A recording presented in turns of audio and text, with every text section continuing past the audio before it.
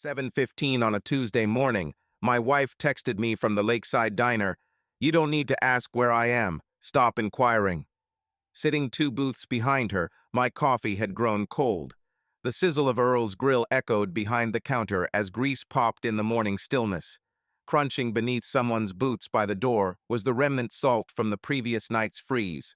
Through the frosty window, I could see my truck parked in the lot, its diesel engine ticking as it cooled down.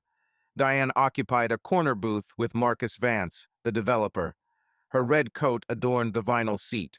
She was chuckling, leaning in close while he showed her something on his phone. In response, I typed, "Turn around," observing her read it, watching confusion flicker across her face as she scanned the diner. When her gaze met mine, everything paused. The ambient noise, the movement. Her hand stopped halfway to Marcus' coffee cup. I hit my phone screen, sent another message, "Smile for the camera." Her face paled at the sight of it. 42 additional photos remained in my pickup, a fact she was unaware of. I rose, deposited a $5 bill on the table, strolled away from their stall without glancing back. The doorbell rang as I exited into the frosty January air. My breath condensed in the parking lot. Upon climbing into the truck, I noticed the steering wheel felt icy through my work gloves. I remained stationary for a minute, engine humming, heater at full blast. Through the diner's window, I observed Diane standing now, phone glued to her ear. Marcus was lounging in the booth, arms folded, apparently figuring something out. The folder was on my passenger seat. It contained trail camera photos, 42 of them, printed at the local Walmart. Over the past 6 weeks, Tuesdays had found us at the same booth, exhibiting the same proximity. One photo displayed Marcus' hand resting on her knee. Another captured them in my back 40, his truck parked there, her head nestled against his shoulder. 3 weeks prior, I had stumbled upon fresh tire tracks during my morning walk. The tracks were too wide for my machinery, situated near the property line. Removed the SD card from the deer camera I had placed in an oak tree since November, hadn't reviewed it since hunting season. The images narrated a tale I didn't wish to decode. My phone vibrated with Diane displayed. I let it ring, began driving. The equipment yard looked bleak under the winter sunlight. 60 acres of machines and reminiscences. My profession stemmed from my father's legacy. I had been a dealer for 37 years, selling tractors, combines, farm tools to every farmer in 3 counties. Recognized the racket of a bad bearing. Could identify a fractured cylinder head from 20 yards away. Yet, I neglected the noise of my marriage disintegrating. I parked by the Quonset hut. The yard was silent. Snow compacted hard between the equipment rows.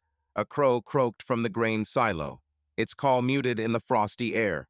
Walking the boundary as I did every morning, checking tire pressure on a '68 Ford. Running my hand along a combine's header. The metal felt chillingly cold through my gloves. Found fresh tracks again. New ones this time. Arriving via the county road, the tire width corresponded with Marcus's F250. It seemed they had arrived post-midnight, evident from the frost pattern. I retrieved my phone and began messaging Diane. "When will you return home?" 3 dots flashed, vanished, then reappeared. Diane replied she needed space and would be staying at the Holiday Inn for a few days. I inquired about the counter material, but the dots halted, no response followed. I returned to the office, where a double-wide trailer we had planned to replace for 15 years stood. Inside, it bore the scent of coffee and hydraulic oil, with the propane heater barely keeping up with the cold. I activated the Find My iPhone app, a precautionary measure we'd set up years ago. Diane's phone was located at 47 Riverside Drive, Marcus Vance's condo development, where he had been trying to obtain my approval for a zoning variance as the neighboring landowner. I had consistently declined his requests. 40-year business partner Ray Kowalski called, mentioning Earl had contacted him. He'd heard about an intriguing breakfast I'd had. News spreads quickly in small towns like ours, Walt. "How are you?" I gazed at the equipment lot, a piece of land my father bought in 1952 on a handshake and a pledge. My business selling reliable machinery to trustworthy clients who paid with handshakes too. I've had better days. Do you need anything? Not just yet. Ray was momentarily silent, the sound of wind and his barn door creaking audible. His wife was preparing a casserole. He planned to bring it over later. Ray, accept the help, Walt. This is what neighbors do. He ended the call before I could protest. I remained seated in my office chair, listening to the squeak of its springs and reopening the folder containing photos. Diane and Marcus at a diner, in his truck on my land. Timestamps ranged from early December up until yesterday, spanning 6 consecutive Tuesdays, a period I believed she was showing properties. My mobile device vibrated, displaying an unfamiliar number and a message. Mr. Brennan, this is Marcus Vance. I believe we should discuss something. A direct, mail communication. I lingered over it for quite some time before deleting it without response. The wind picked up outside, howling through the openings of the Quonset hut and rattling the office windows. The propane heater worked diligently against the chill. I fetched a legal notepad and began jotting down points, timeline, evidence, questions demanding answers. My writing remained steady, devoid of tremors. Only the icy precision similar to what I felt in the diner persisted, as if someone had dimmed the world's colors. They underestimated me as merely an old equipment dealer struggling to hold on to his wife, assumed I would yield easily during the divorce settlement negotiations. My phone buzzed once more, this time from Diane. We need to discuss the house. I glanced at the equipment yard, at the land, at what I had constructed. Responded, the house is intact. We'll discuss matters through lawyers. Swiftly, her retort arrived. Please, avoid such behavior. Let's settle this like adults. Nearly chuckled, placed the phone screen down on the desk. The wind shook the windows once more. Through the frost, I observed fresh snow commence falling. Arrived 3 days later, the lawyer's missive. In a 72 International parking lot, I swapped an oil pan gasket. Earl's pickup rolled up the driveway. Without speaking, he handed me an envelope. His breath fogged in the chill. Certified mail had been delivered to the diner. He stated, the carrier recognizes you frequent that cafe most mornings. Eat. I wiped my hands on the cloth, accepted the envelope. Law offices of Patricia Chin were written on it. Known her name. Typically handled most real estate closings in town. Shall I wait? Earl asked. I'm fine. Nodded in agreement. Remained there nonetheless while I opened it. Document for legal separation and emergency property division. Words momentarily blurred before coming into focus. Diane demanded an instant division and sale of all shared assets, citing irreconcilable differences. She also requested a temporary restraining order to prevent me from touching marital funds or disposing of joint property. The legal jargon spanned 2 pages, essentially saying she wanted an immediate split and sale of everything. I turned to the attached documents.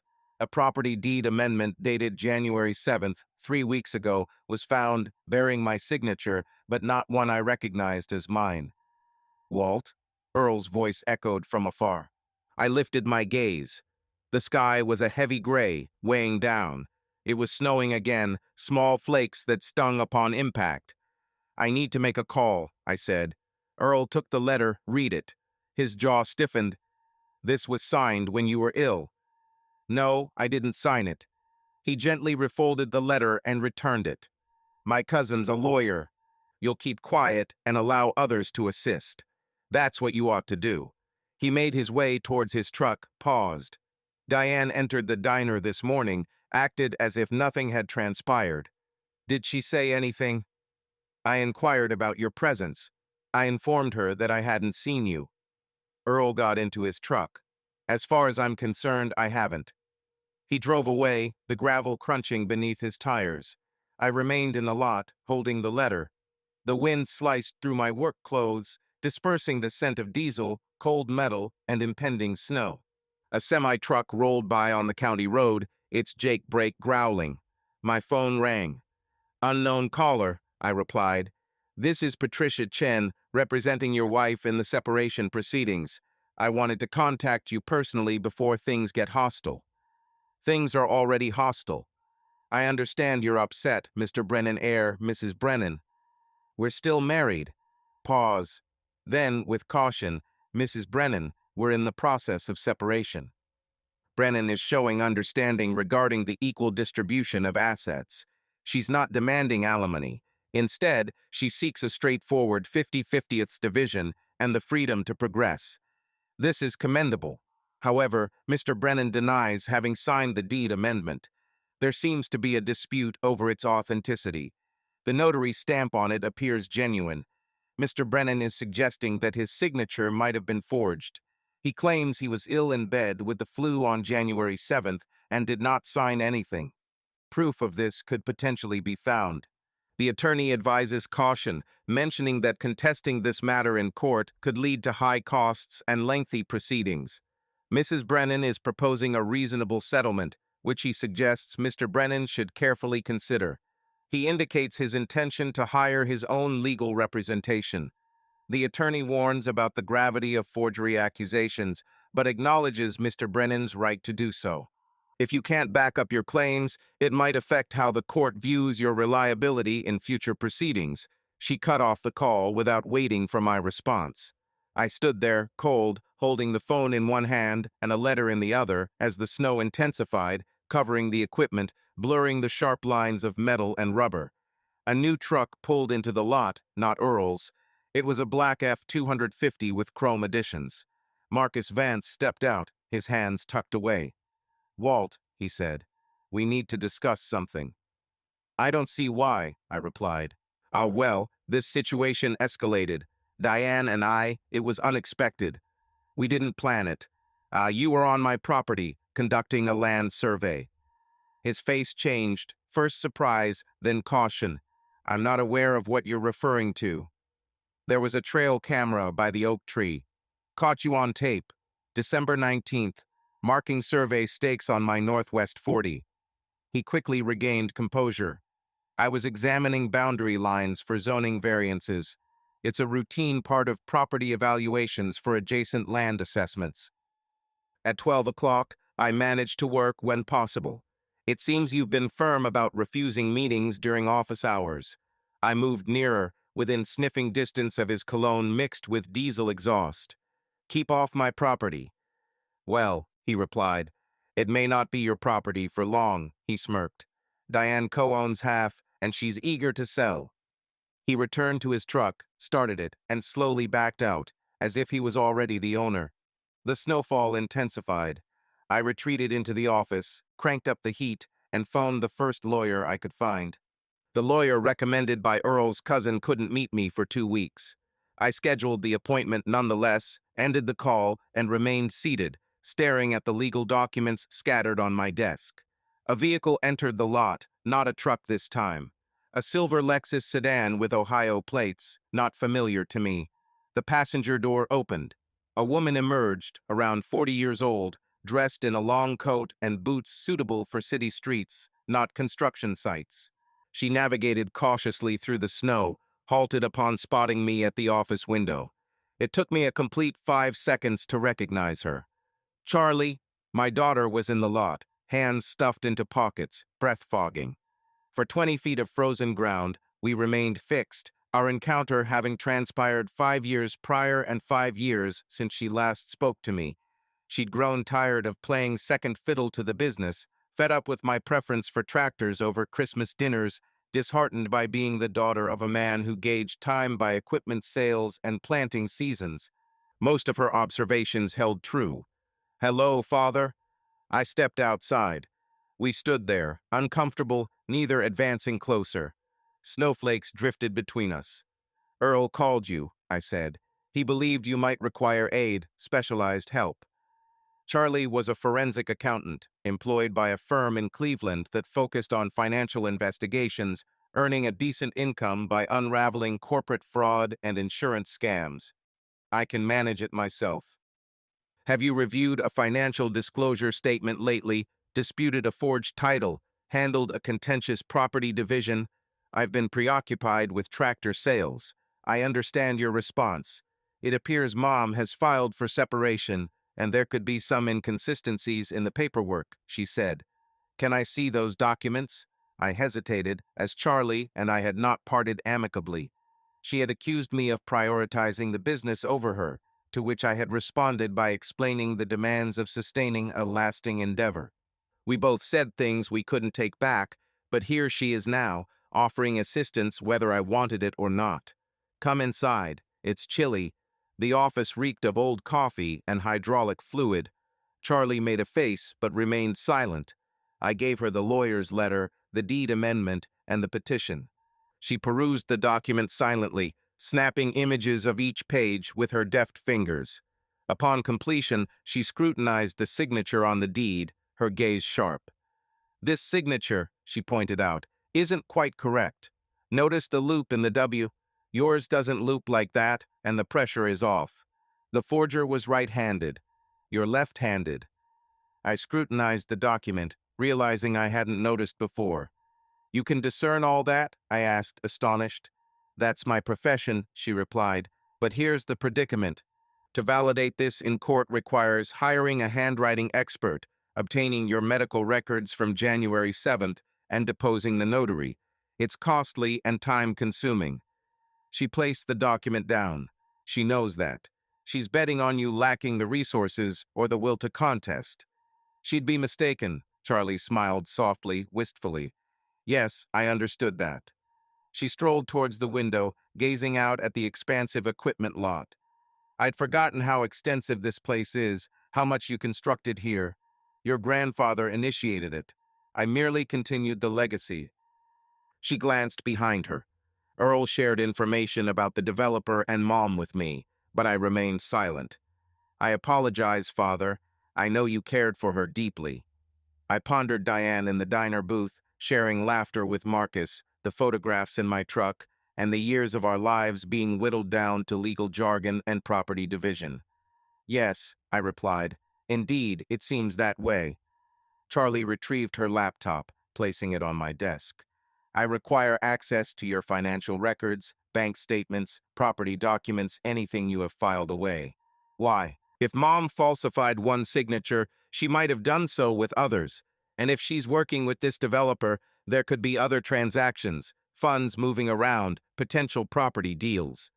She powered up the laptop. I need to scrutinize the entire situation before we can strategize on how to confront this. You plan to stay? She inquired. Perhaps for a few days, possibly longer. She looked at me. I've taken leave from work, informing them of a family emergency as an excuse. Is it? Replied my dad. Yes, Dad, it is. There was a sense of release in my chest. Not complete forgiveness, but perhaps the beginning.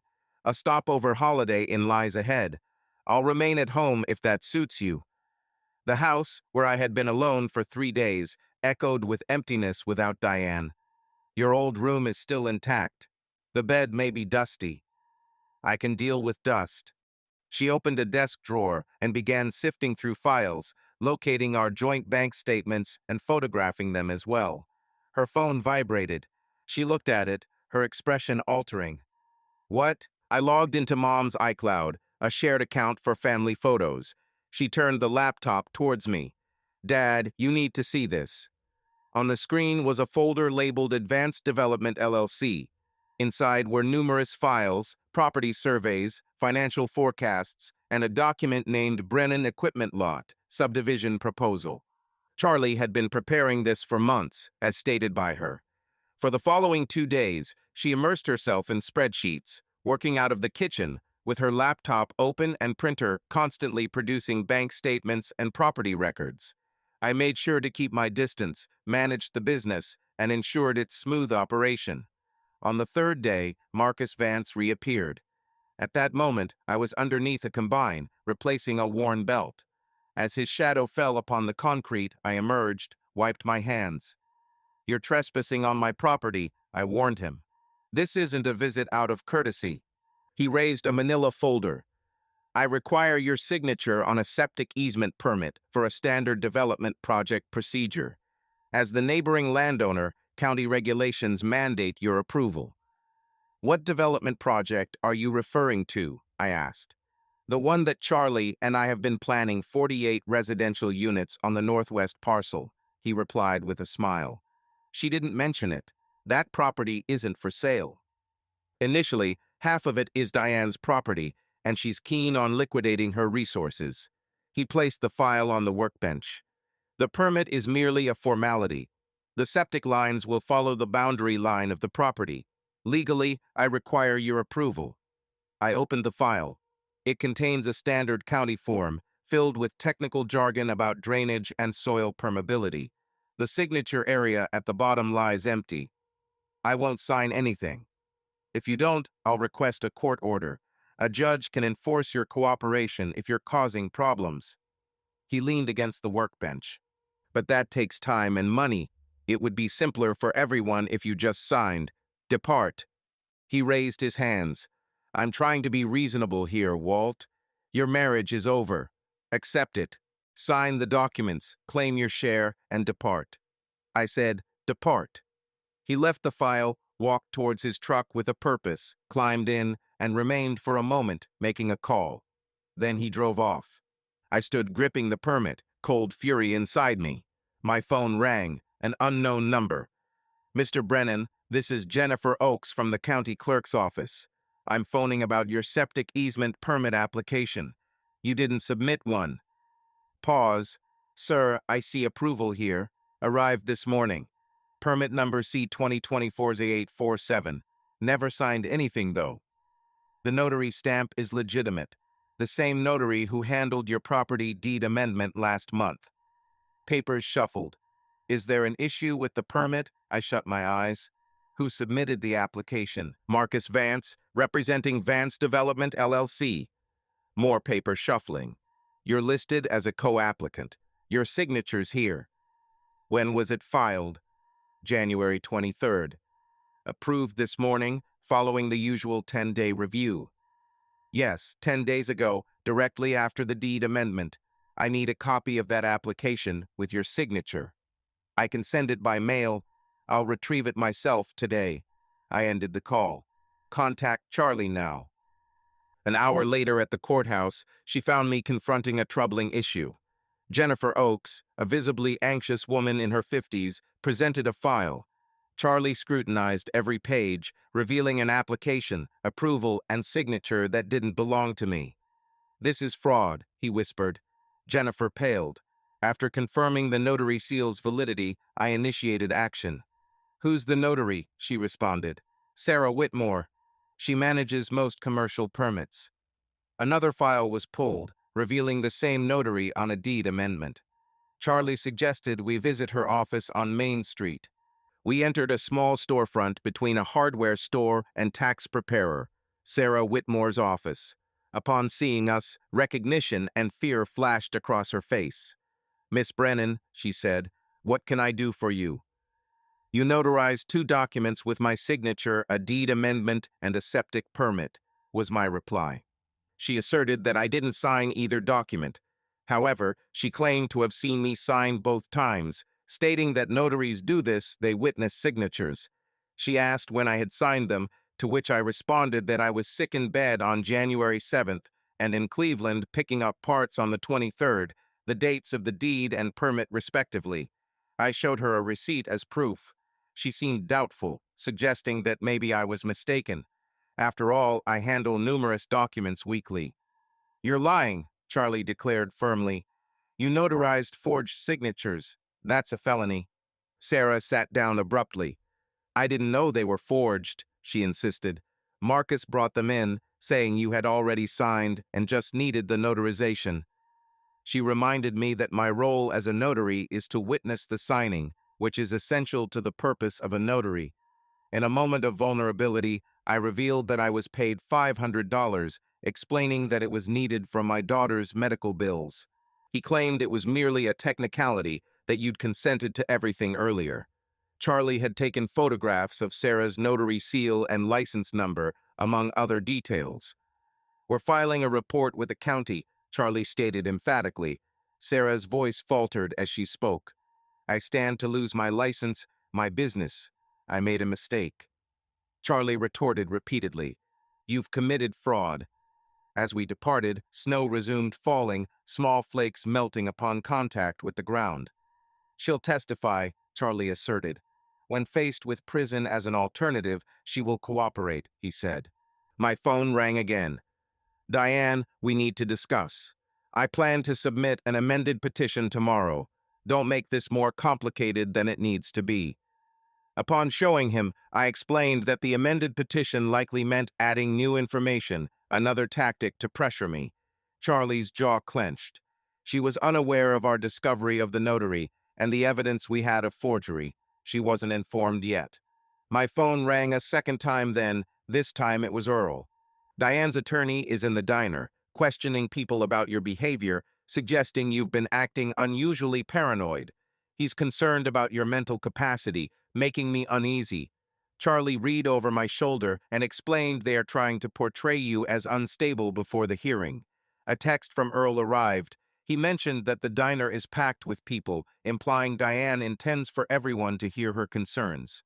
Charlie gripped my arm, urging me not to visit the diner as it serves their purpose, provoking anger and following their storyline. He suggested a different course of action. He pulled out his phone, showing me evidence such as forged signatures, a confession from the notary, and LLC documents from Diane's cloud storage. We gather everything, he said, and wait for them to slip up. However, my phone started ringing before he could finish. It was Ray Kowalski asking me to listen to something urgent. Martha Hendricks was informed by Diane's lawyer that you allegedly attempted to approach Diane at her house the previous day. This has made her fearful of your presence. However, I wasn't anywhere near the house on that day. Yet, despite my knowledge of this fact, a large portion of the town seems to believe her claims. I noticed Charlie looking at me, and she was already pulling up my phone's location history. We can demonstrate where you were, she stated, but the damage had already been inflicted. I could sense it, the murmurs beginning, the uncertainty spreading. They weren't merely trying to seize my property. They were attempting to portray me as unstable first. The next morning, a court-ordered mental evaluation letter arrived. Charlie examined it twice before pushing it towards me on the kitchen table. They act swiftly. Is it possible for them to do this? If Diane's lawyer can convince a judge that you pose a potential threat to yourself or others, then yes, they can. She pointed to the date. The evaluation is scheduled for April 16th, just 2 days before the partition hearing. This isn't a coincidence. It's strategic. She rose, paced towards the window. They plan to evaluate you immediately before the hearing for maximum impact on the judge. Any issues found by the psychologist, such as confusion, paranoia, or anger management problems, could damage your reputation.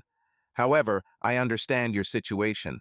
You are 67 years old, recently divorced, and rumors about your odd behavior have been spreading in town.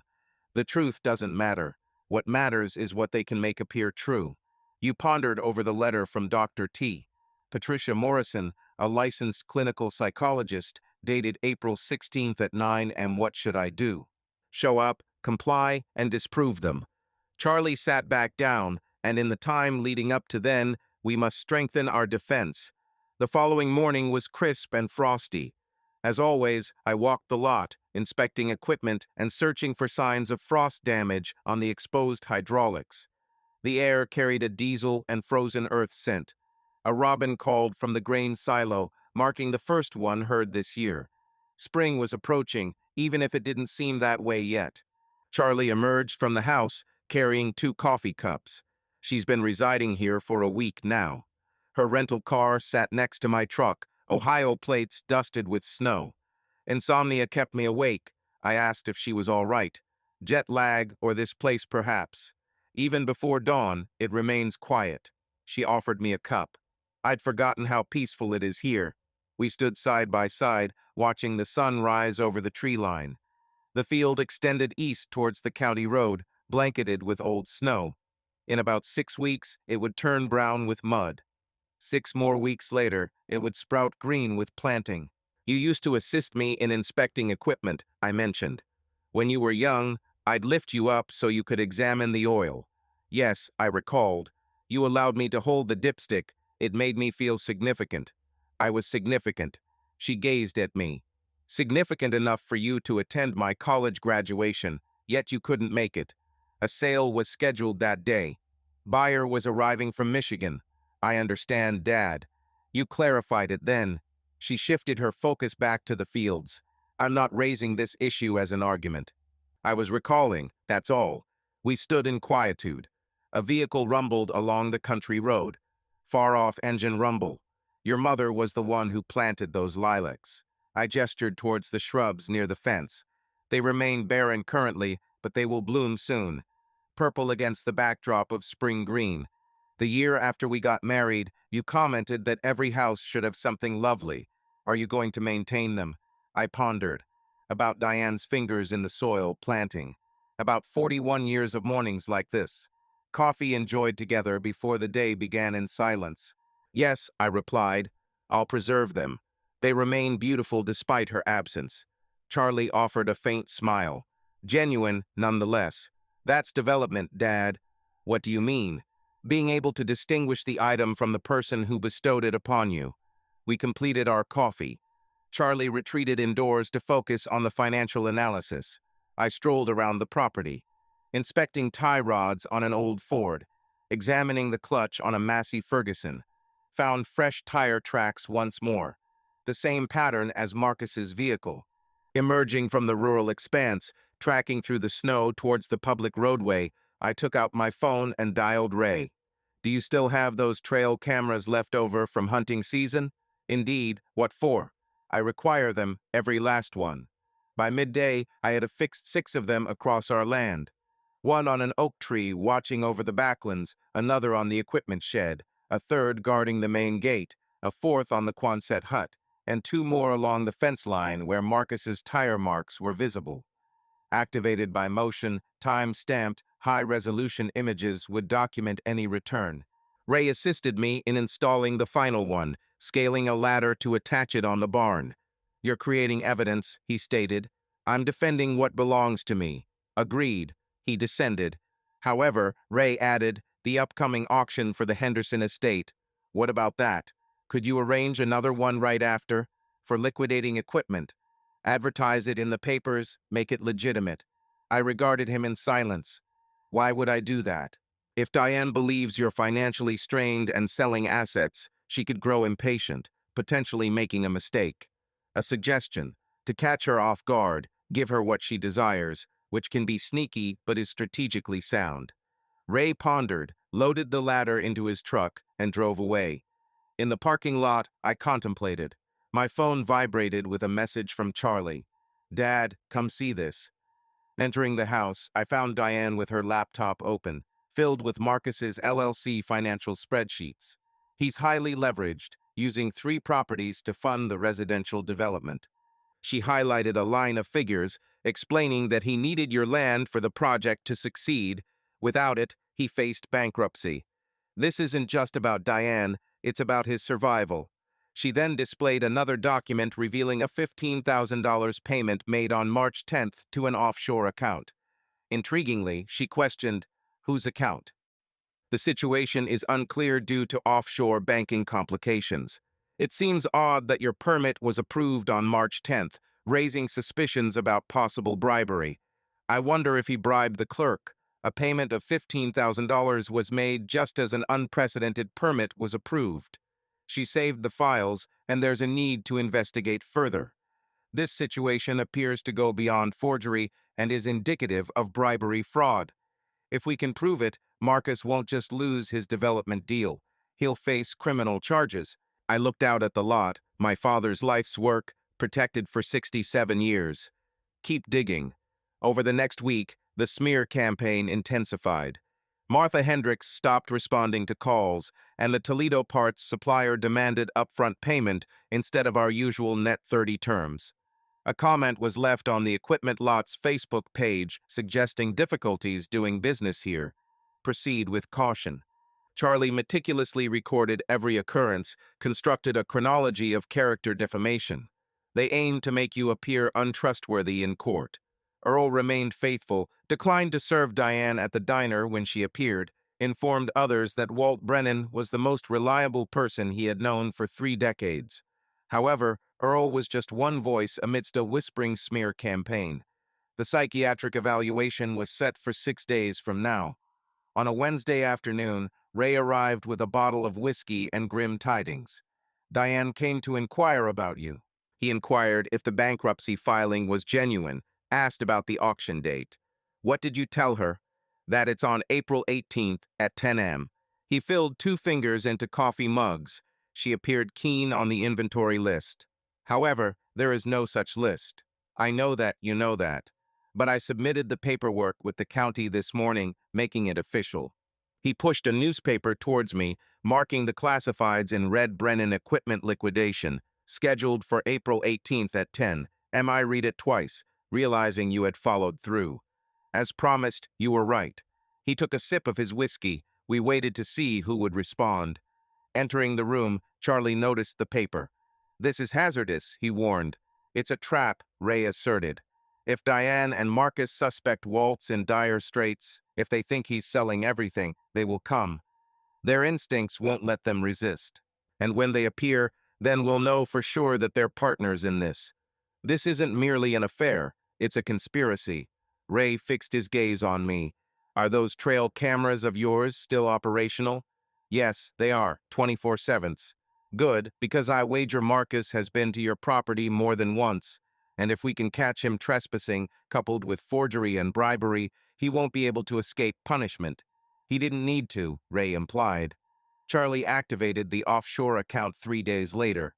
In the yard, I was oiling a combine header when she rushed out, coatless, phone in hand. She declared, I've got him. Who do you mean? The county clerk, she replied. The offshore account is owned by Jennifer Oakes. She was out of breath and exhilarated. Marcus transferred $15,000 to her the day your permit was approved. You can see it in the transaction records. How are you? I have connections at the Treasury Department's Financial Crimes Division. She displayed the phone screen, bank transfers, routing numbers, dates that perfectly matched up. This is federal evidence, Dad. This isn't just a civil matter anymore. Will she testify? If she's smart, she'll cooperate. We should present this to her, offer immunity in exchange for testimony. Charlie smiled. Marcus has been caught, and we went inside. She printed everything, put it in a folder 3 inches thick, evidence, timeline, transaction records. We need to handle Jennifer Oakes with care, Charlie said. If she panics, she could destroy evidence or claim the account isn't hers. So what do? We give her an escape route, show her we know, but offer her a choice, testify against Marcus or go down with him. I examined the scattered evidence on the table, months of planning, fraud, bribery, and deceit. They believed they would evade detection. They came close. If not for the trail cameras, if Earl hadn't contacted me, if I hadn't scrutinized the finances, she sighed. Small-town trust was exploited against us. My phone rang, an unknown number. I answered, a woman's voice, anxious. This is Jennifer Oakes from the county clerk's office. Charlie gestured towards the phone. A woman's voice, apprehensive. This is Jennifer Oakes from the county clerk's office. Charlie tugged at my arm, indicating the speakerphone. I switched it. What can I do for you, Jennifer? She needed to discuss the permit concerning Marcus Vance in person today, if possible. Her voice trembled. It's a private location, neither the courthouse nor any public place. A pause. I'm afraid, Mr. Brennan. I fear I've made a terrible mistake. We met her at the equipment lot an hour later. She parked some distance away, driving an age-old Honda, as if she feared getting too near the office. Charlie and I stood by the Quonset hut. The cold wind whipped through the lot, causing the metal walls to shudder. The sky was heavy with gray clouds. Jennifer stepped out, a middle-aged woman looking fatigued, dressed in a county employee polo beneath a threadbare jacket. She glanced at me, then at Charlie, querying, "Who's this?" "Her daughter, forensic accountant," I replied. A wave of paleness swept over Jennifer. "Do you recognize her?" "With regard to the $15,000 Marcus paid you, yes, we are aware." Charlie brandished a file folder. Offshore account, transaction date, March 10th. The same day the permit was approved, he explained. Jennifer seemed unsteady. For a moment, I feared she might lose her balance. She claimed it was merely a fee to hasten document processing. "It's called bribery," Charlie stated. A detached, professional tone, and you stand accused of federal offenses. She insisted she wasn't aware it was illegal. Swear, you're a county clerk. You should know exactly what's prohibited, he added. Jennifer wept sincerely, not feigned tears of distress. My husband suffers from Parkinson's disease, and the mounting medical bills were overwhelming.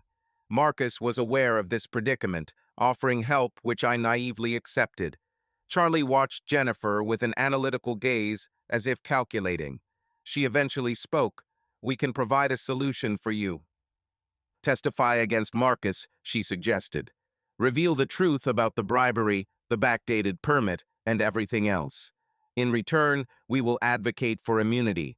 If I refuse, you and your husband will face incarceration, with him being placed in state care. Jennifer wiped away her tears, looked at the equipment lot, at the land.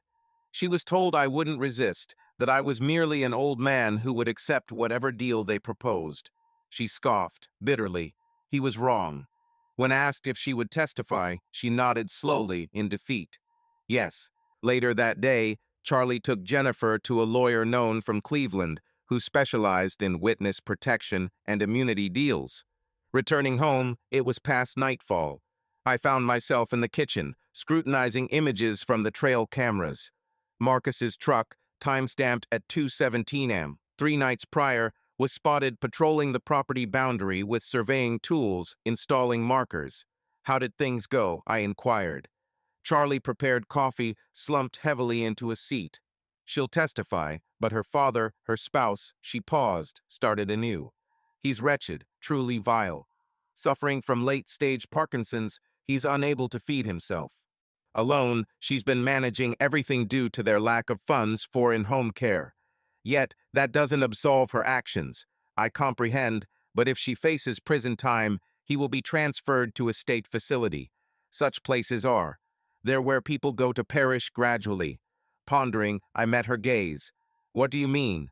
I'm suggesting perhaps criminal charges aren't necessary. Perhaps her testimony in your civil case is sufficient. She returned my stare. Marcus is the true culprit here. Aware of her predicament, he took advantage of it. She's merely a casualty. She broke the law. Just like Mom, Marcus, and the notary, each found in a similar predicament. Charlie set down her mug, yet our goal isn't their demise, but justice. A crucial distinction. The image of Jennifer Oakes weeping in the parking lot resurfaced, along with her husband who was unable to feed himself, and how Marcus exploited her vulnerability. What does her attorney suggest? If we forego pressing criminal charges, she'll testify to the whole affair bribery, backdating the entire scheme. Charlie displayed her phone, showing me her notes. With Jennifer's testimony and the financial records, Marcus will face criminal charges, civil liabilities, professional ruin, the works. As for Diane, fraud charges, forgery, conspiracy await. She might even serve time in prison. Charlie paused, leaving room for a different decision. I moved towards the window, gazing outside at the dark lot illuminated only by security lights. Shadows of equipment stretched across the snow, reminding me of 41 years of marriage, both its trials and triumphs. In unity, we built the business, envisioned retirement, anticipated aging, all shattered in 6 weeks of treachery. I wished for her to lose everything she holds dear, I whispered softly. Her standing, her profession, her narrative. That's not the same as imprisonment. No, but it might be more severe. I turned away. Leave the legal charges to the courts. But I want the world to know the truth. Everyone must know. Charlie nodded slowly. The auction is in 4 days. If we are to carry out our plan, we need to prepare. The following morning, Ray arrived with tags for the equipment and a strategy. Following standard auction protocol, he stated, scattering papers on the desk. Each item receives a lot number, description, condition report. Bids are placed, I call it gavel drops. However, we're not actually selling anything, I said. True, but no one knows that yet. He smiled. Hence, we shall put on the best show this county has ever witnessed. Charlie scrutinized the blank lot numbers. Ray tapped his pen on the unnumbered tags, each one signifying a prop rather than an auction item. In authentic auctions, sequential numbering facilitates tracking, but these were different. He held up an empty tag. Ray began filling out forms as he spoke. The auction was scheduled for Monday at 10 a.m. He would set up the pavilion on Sunday night, maintaining a legitimate appearance. He queried about the equipment list. It had already been submitted to the county, listing 37 items with an estimated total value of $400,000 sufficient to clear his debts and meet Diane's expectations for her share. Ray looked at me, implying a sale that wasn't taking place. He had secured a farm loan the previous week, using the equipment as collateral to pay off immediate debts.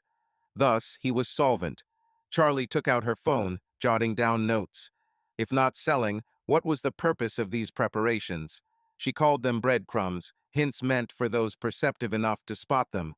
Upon Diane and Marcus arriving for a supposed fire sale, we abruptly canceled the auction and confirmed that no equipment is up for grabs.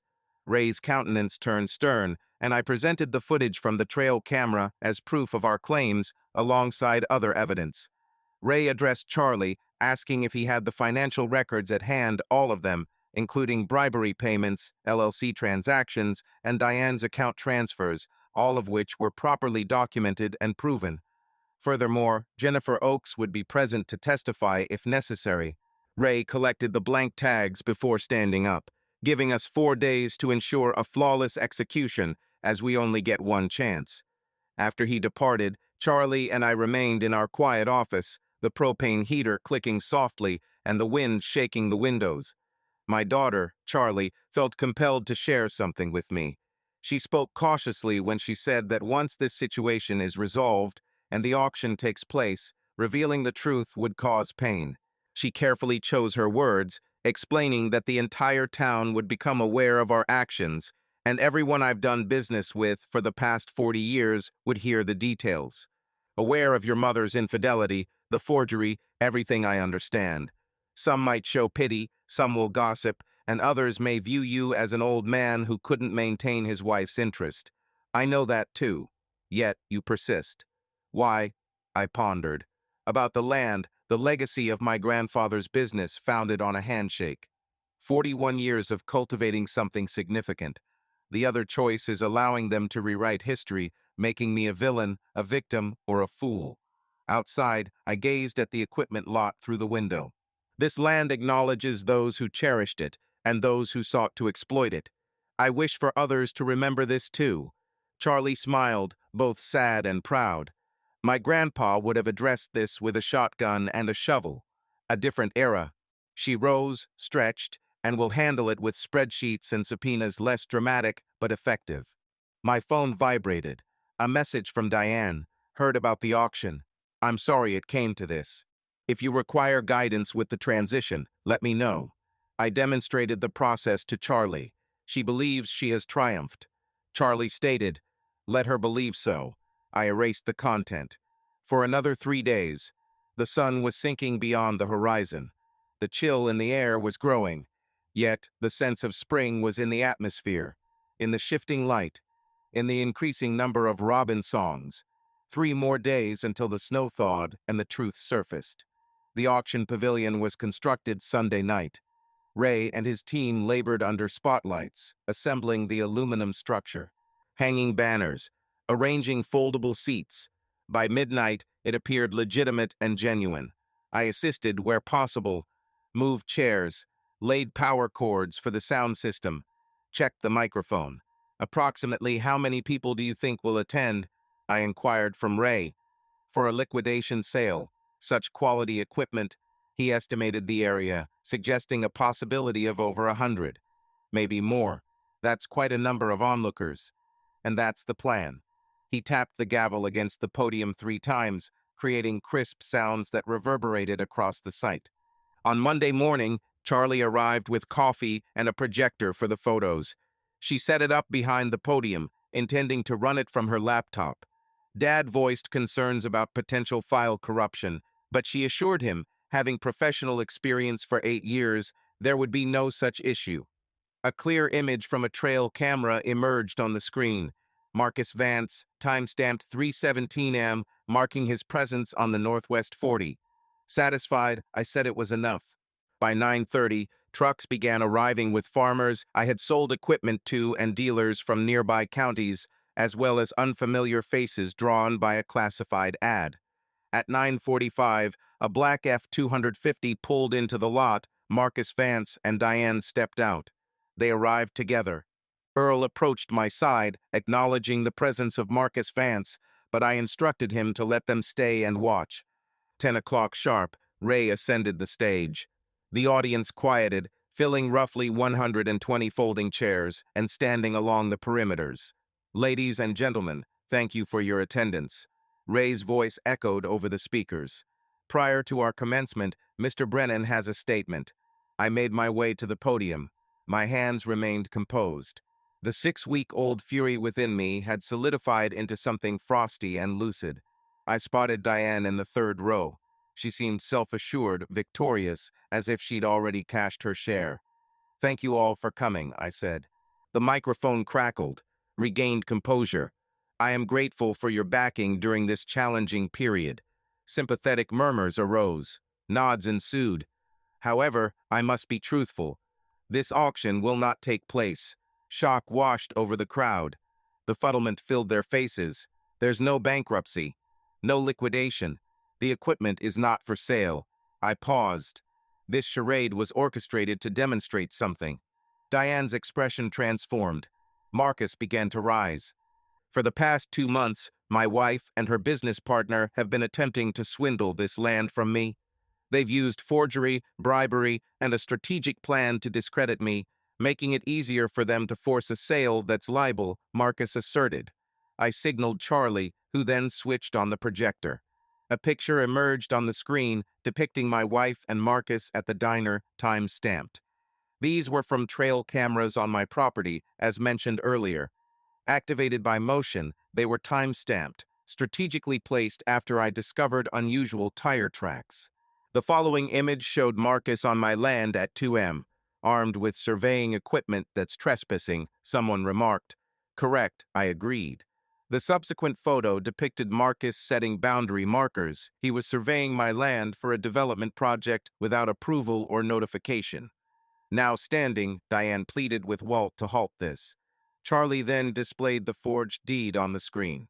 Date of property deed amendment, January 7th, a day when I was homesick with the flu, unable to sign anything. However, the signature on the document appears right-handed, despite my being left-handed. This suggests forgery. A lawyer in the front row scrutinized the signature. Next slide. The septic permit, a document I never signed or even saw until after it was approved. $15,000 highlighted in red on the financial records, a bribe paid to Jennifer Oakes, county clerk on March 10th, coinciding with the day my permit was mysteriously approved without my signature. The crowd gasped as someone began recording on their phone. Jennifer, standing from the back row, admitted under pressure that Marcus Vance had paid her $15,000 to backdate the permit and approve it without proper authorization. She claimed she is cooperating with investigators.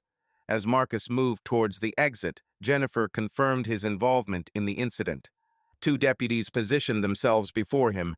They had been discreetly waiting at the fringe of the gathering.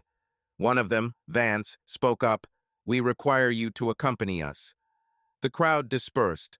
Marcus glanced at Diane and then at me. "It was your plan," he asserted, "and I was merely a witness. There's a distinction." They escorted him away. The crowd stirred with chatter. Diane stood isolated in the third row, attracting stares. A recording was undoubtedly underway now. "Brennan," Ray announced from the platform. "You might wish to take a seat." But she refused. Striding towards me, she halted 3 feet away, ensuring only the front rows could hear her. "You embarrassed me," she murmured. "You attempted to seize everything I created. We could have shared it fairly, concluded this with grace. Instead, you forged my signature numerous times and colluded with your boyfriend to commit fraud. Where is the dignity in that?" Her mouth gaped, closed, no immediate reply. "You informed him that his real estate license is under investigation," I stated. "Marcus stands accused of federal crimes. The petition for property division has been dropped. Now, everyone across 3 counties is fully aware of your actions. Once, she expressed love for you. Has it already been in the past? She fixed her gaze on me for a prolonged time. Then she strode towards her car. Again, the crowd gave way. No one dared to speak or meet her eyes. Earl appeared by my side as her vehicle departed. That was harsh, he remarked. It was necessary, he added. Ray began dismissing the gathering, expressing apologies for any confusion and thanking everyone for their attendance. Most comprehended. Some persisted, seeking details, desiring to shake my hand.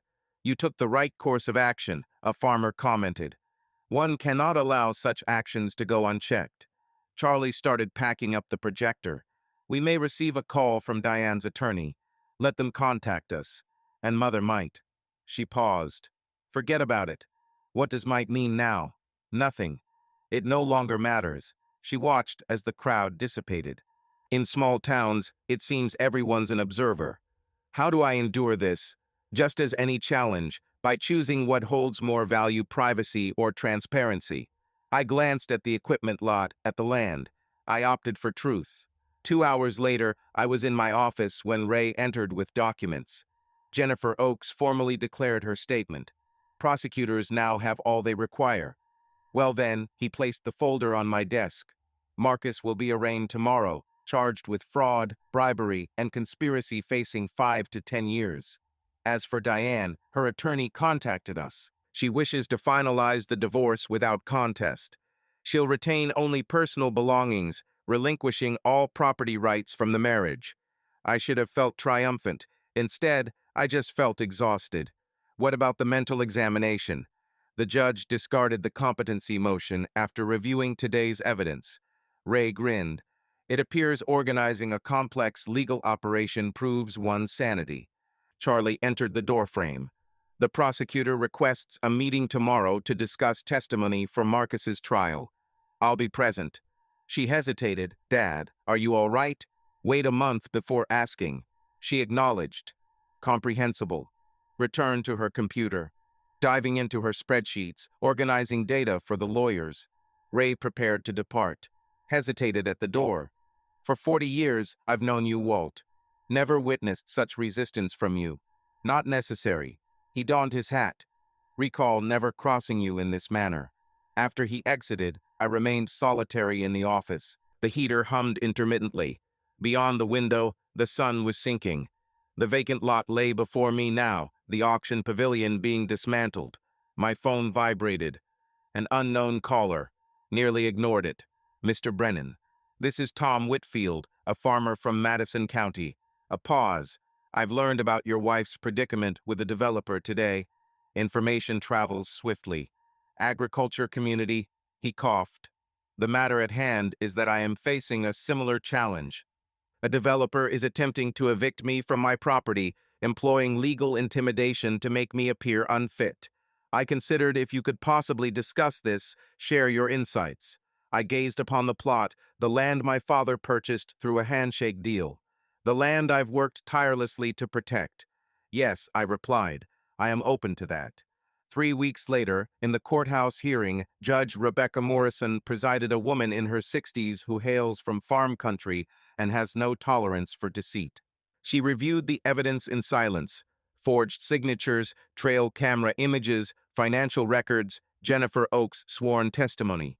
Diane's lawyer attempted to justify the separation based on equitable distribution.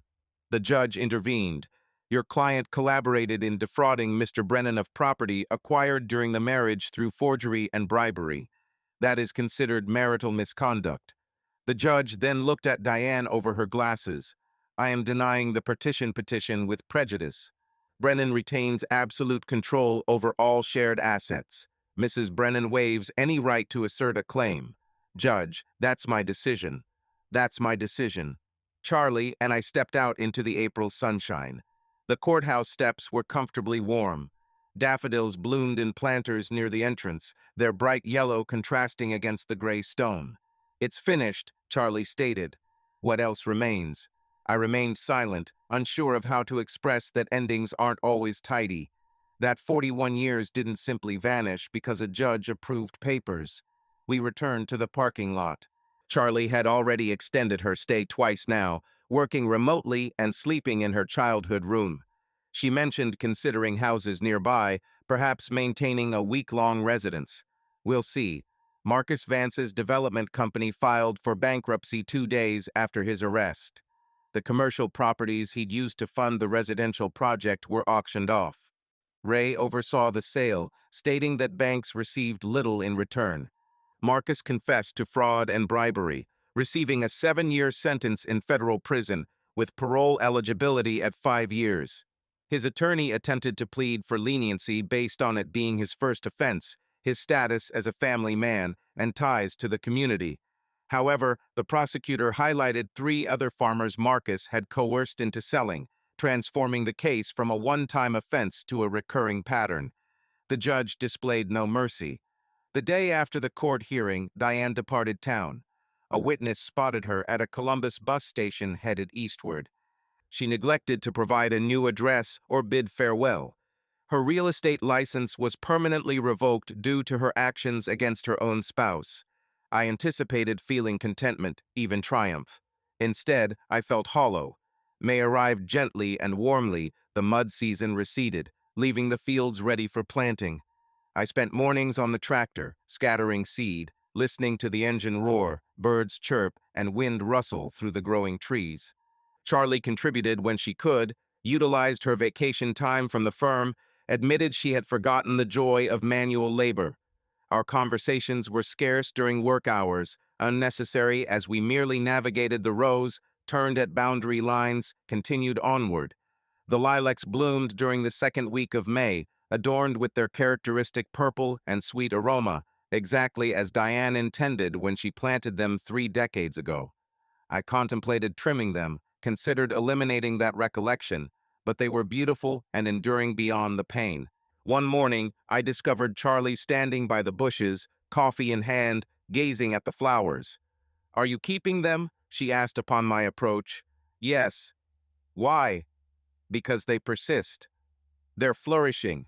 Seems senseless to annihilate something simply because it evokes difficult memories." I brushed a bloom, tender petals, potent fragrance.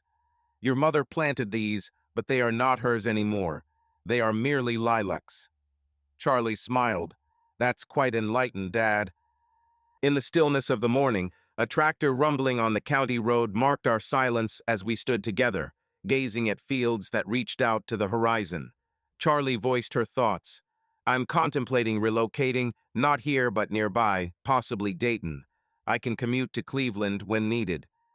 The revelation left me puzzled. I wondered what had prompted this sudden change. Then it dawned on me it wasn't the location that was causing discomfort, but rather the feeling of insignificance, of being overlooked amidst business matters. "It isn't so," she clarified, her voice barely audible above the tractor's distant hum. "You've been here for me these past 2 months, truly here, and that counts." I found myself at a loss for words, feeling remorseful about not having done this years ago. "Yes, you should have," she acknowledged gently, her smile offering some comfort. A week later, Tom Whitfield from Madison County dropped by, accompanied by his attorney and property documents in a tale all too familiar: pressure to sell, legal threats, and whispers about competence. In the office, we scattered papers over the table, constructing a strategy. "Record everything," I advised him. "Every discussion, meeting, and commitment they make. Put it in writing or capture it on video. They might call me paranoid, but if they're truly plotting against you, there's no such thing as being too cautious." Charlie then guided him through the process of a financial audit, explaining how to trace LLC ownership, detect bribery patterns, and safeguard assets before any legal disputes. "You don't have to face this alone," she said. "That's what they rely on: your isolation, making you believe you're the only one." Tom departed with a folder containing templates and attorney contact information from Charlie's friend in Cleveland. He extended his hand at the door. "Thank you. Honestly, I didn't know where else to turn." "Guess that's what neighbors do," I said. Ray's voice echoed within me after he left. As he departed, Charlie glanced at me. "You're going to keep helping farmers fight these battles, aren't you?" "If someone inquires, it might turn into a full-time venture involving consulting, advocacy, and perhaps organization. However, I'm 67 years old. which seems late for a career change. My grandfather started a business at 70, but that was different since I can't think of how. 3 weeks later, I found myself on the porch at dawn with my coffee after a storm that measured 2 inches in the rain gauge, beneficial for the seedlings. Green sprouts were rising straight and evenly in the Northeast 40. My father's old field notebook lay beside me on the table, discovered last week under 1987 invoices in the office. I could recognize his careful, precise handwriting documenting weather, planting dates, and yields. I wrote today's date, rain measurement, and noted the first visible corn growth in the Northeast 40, continuing his work, maintaining the record. The daffodils I planted on my father's grave continued to bloom yellow against the gray stone. Yesterday morning, Charlie was present. She left fresh flowers behind. She signed a lease for a condo in Dayton and will be returning to Ohio in June. She mentioned she'd be around most weekends. Perhaps she's mastered operating the tractor properly now, not just the basics I taught her when she was 8. Ray's auction house had a successful spring. Equipment sales increased. He procured some items from Marcus's bankruptcy liquidation at low prices. Later, he resold these to farmers who needed reliable machinery at reasonable costs. He said it felt like justice. Earl's diner is bustling more than ever. People inquire about the auction, about what transpired, and if I am all right. Earl fiercely guarded my privacy, telling gossips to mind their own business. The land recalls those who cherish it, as does the community. I heard footsteps behind me. Charlie arrived with her coffee. She seated herself in the chair next to mine. "Aren't you having trouble sleeping?" I asked. "You seem too excited. Your start date has been confirmed for June 1st. She took a sip of her coffee, appreciating the newfound flexibility to work remotely for 3 days a week. That meant she would be in Cleveland on Tuesdays and Wednesdays. It was a welcome change. Indeed, she gazed at the fields, reminded of the tranquility that filled these mornings. The dawn rose slowly, casting a peaceful hue over the landscape. We shared an unhurried silence. A robin chirped from the silo, while the wind blew through the lilacs, dispersing their aroma across the yard. "Dad?" "Yes? Are you missing her?" I contemplated Diane our 41 years together, filled with both joy and strife, of the love I'd cherished, and the struggle to hold on to what I'd constructed. I missed the person I thought she was the one I had married. Yet that person had vanished long ago, I merely hadn't noticed. Charlie acknowledged, showing empathy. He too had endured a similar experience, watching his parents' marriage deteriorate from afar, powerless to prevent it. "You seem to be coping well," he said. "Indeed, I am doing okay." The sun emerged from behind the trees, casting warmth onto the porch. The field extended green towards the horizon, and my grandfather's antique surveying transit lay on the table near the field journal, gleaming with reflections. Charlie yearned to master its use correctly, perhaps imparting her skills to future generations if she were ever fortunate enough to have any. She hoped to preserve tradition, maintain accuracy. In other conflicts, victory was achieved through noise. This one, however, I had won through documents and cameras, preparing for the battle. Yet, the true triumph wasn't in winning, but in enduring, in planting, in the daily morning coffee, in the rain gauge, in the field journal that would outlast us all. The land retained memories, and now others would too from their offices. As my phone rang, likely another farmer calling, stirring a new conflict or offering help to stand firm, I stood up. Charlie rose with me. She asked if she should answer it. "No," I replied. "I have it under control." We walked inside together, the hot coffee and fresh day awaiting us as the work continued. That was enough for now. In the quiet evening of October, I sat on the porch as soft golden rays bathed the fields, signifying the successful harvest. The produce yields were exceptional, even surpassing expectations set over the past 5 years. Charlie had arrived Friday afternoon and was staying until Sunday. Our tradition of weekend togetherness continued. We'd been sharing knowledge she taught me about financial software, while I educated her on soil composition and equipment maintenance.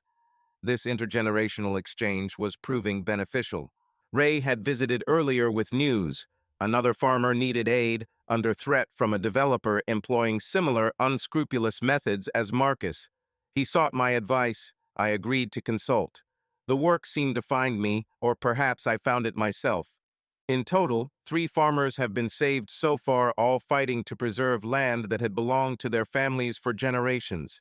They've been victorious thanks to the patterns they learned to document and being reminded they weren't fighting alone. Charlie suggested formalizing this practice. Establish a non-profit organization for rural land preservation. An official endeavor, though yet to be determined.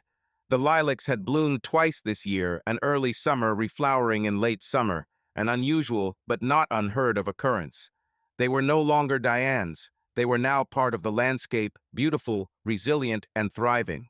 I hadn't heard from Diane in half a year, and I didn't expect to. She had moved on, likely under a new identity somewhere else.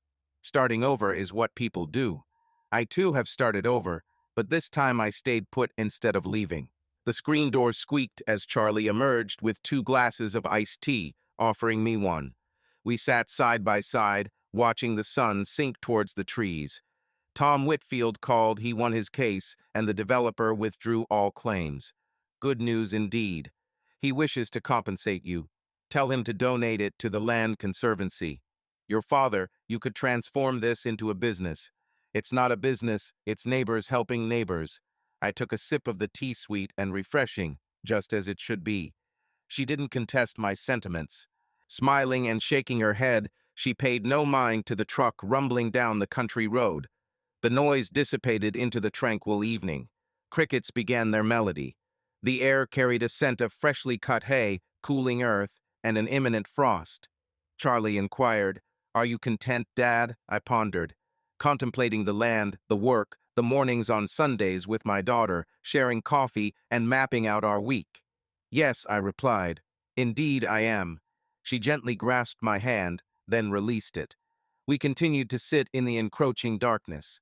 The fields now lay barren, preparing for winter's repose, ready to be planted once again come spring. The cycle would resume, the land remembering its past. In the kitchen, my field notebook awaited, ready for the final entry of the season. I'd document the yields, note the weather patterns, leave a record for future caretakers. The land recalled those who cherished it and those who sought to profit from it. I ensured that was known, and that was sufficient. More than enough. It was everything. And that's it for the first story. Did it strike a chord with you? Next story too. 5 m. And the frost caused the barbed wire to resonate. As I trudged along the fence, examining posts as I had done for 40 years, my breath lingered in the cold air. My boots crunched on the frozen ground, while the tractor sputtered twice before starting, a habit it always exhibited when it was this chilly. In the meadow, the cattle mooed, impatient for their feed.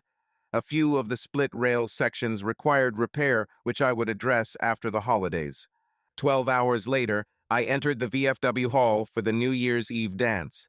Still dressed in my work flannel, I hadn't had a chance to change following evening chores. The fiddle was playing, and about 200 people were inside. My gaze searched for Linda when I spotted her, dancing with Craig Holloway, her head on his shoulder, his hand too low on her back. Ruby from the diner caught my eye before quickly looking away. It was then that I realized everyone had seen it before I did. I began moving toward them. Craig's drink spilled onto the floor. The fiddle halted mid-melody. Linda's complexion paled. I departed. She chased after me into the parking lot, with gravel crunching beneath her footsteps. "Walt, let me clarify," she pleaded as I turned. "How long?" I inquired. The drive home took 15 minutes. She spoke continuously throughout, while I remained silent, my hands gripping the steering wheel at 10 and 2. The leather was cold under my palms, despite the running heater. "It's not what you think," she repeated. "Please, Walt, just hear me out."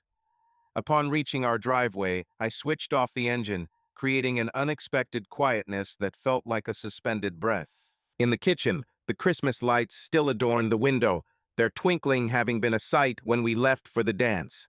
Now they seemed small and cheap. "How long?" I asked again. Linda placed her purse on the counter. Her hand was trembling. "Walt, how long?" she said, her voice heavy. "It's complex," I replied, taking a closer look at her. 35 years of marriage, and I was looking at a stranger. How long? She closed her eyes. 4 months. The grandfather clock ticked in the living room as the furnace came on. I detected the scent of her costly autumn perfume, the one she claimed was solely for herself. She posed the question, "Why don't you desire me any more?" I almost chuckled, but my chest tightened instead. If I had, it would have been then. Indeed, you are inquiring about that. For months, you've been aloof and frosty, as if I wasn't even present. She hesitated. But I was, she replied. At 5 in the morning, tending to livestock, at night monitoring fences, every Sunday at your sister's for dinner, I was there. Yet, you weren't truly. Consult the man in your bed. Shocked, she took a step back, almost as if I had struck her. What do you mean? A watch belonging to Craig lay on your nightstand. On Tuesday, I was tending to livestock at 5 in the morning. I leaned against the counter, feeling the cold laminate seep through my flannel. He wasn't. Her face contorted, but I couldn't empathize. Couldn't feel remorse for her, couldn't feel anger, just emptiness. As if someone had hollowed out my insides and left only the outer casing behind. Walt, I could offer an explanation, she said. I don't require it from you. I continued towards the bedroom. I'll retreat to the guest room tonight. She closed the door. In the darkness, I heard her sobs echoing from the kitchen. The sound reverberated against the walls like wind through sharp metal fences. I couldn't sleep. The morning arrived cold and gray. As usual, I was awake before the alarm, dressed for work, brewed coffee in the dimness. Linda's bedroom door remained shut as I left. The diesel engine struggled against me. It took 3 attempts to start. Smoke from the exhaust filled the frosty air while I stacked hay bales onto the trailer. Each breath was visible, each movement stiff and labored. At 6, Jesse arrived. He was 19, had been working with me since he turned 16. A good kid, quiet, efficient in his tasks without needing instructions. One look at my face, and he didn't ask questions. We tended to the cattle together, moving through a familiar routine that we had repeated countless times before. Bales disintegrated as we severed the rope. Cattle advanced, exhaling vapors, stirring up muddy ice chunks. Their chewing sounds were surprisingly soothing. Upon completion, Jesse remarked on my hand. "Your ring," he said. I looked down to see it absent. I'd removed it the night before, leaving it on a fence post near the barn door without much thought. Now it lay there on fractured cedar, basking in the feeble morning light. "You all right, Mr. Brennan?" he asked. "I'm fine." He seemed unconvinced, wise beyond his years. "Is there anything I can assist with?" Funnily enough, I discarded my gloves into my pocket. "I have a meeting at the bank upcoming. Refinancing documents." Craig Holloway had been hounding me about it before I brushed him off. "Do you recall Craig dropping by the house?" Jesse's expression altered, adopting caution. "Yes, on occasion." "When exactly?" "During your absence at auctions or inspecting the back 40. He shuffled uneasily. "He mentioned collecting documents from Mrs. Brennan. Claimed you were aware of it." The frosty wind stung my lungs. 5 or 6 times over the past 2 months, Jesse scrutinized his boots, caked with mud and manure. "I assumed you were aware," he said, meeting my gaze. My jaw stiffened, teeth grinding audibly. "Mr. Brennan," I replied, "prepare the feed for the south pasture." He departed. Alone by the barn, my wedding ring perched on a fence post. A nauseous sensation swelled within me, unrelated to Linda's infidelity. Craig had intruded into my home, invaded my office, scrutinizing papers, and I was only beginning to grasp why. For half a century, Ruby's Diner occupied Main Street. My daily coffee ritual commenced there since I turned 30. The same booth by the window, the same chipped white mug with my name scrawled in faded marker behind the counter, all familiar. As I entered on Tuesday morning, the doorbell chimed, interrupting ongoing conversations. I could detect the scent of sizzling bacon from the griddle and burnt coffee from an overbrewed pot. The vinyl booth creaked when I sat down, every sound seeming too amplified. Ruby approached with the pot, pouring without a word. Her hand was more stable than mine. "Walt," she murmured softly. "Ruby."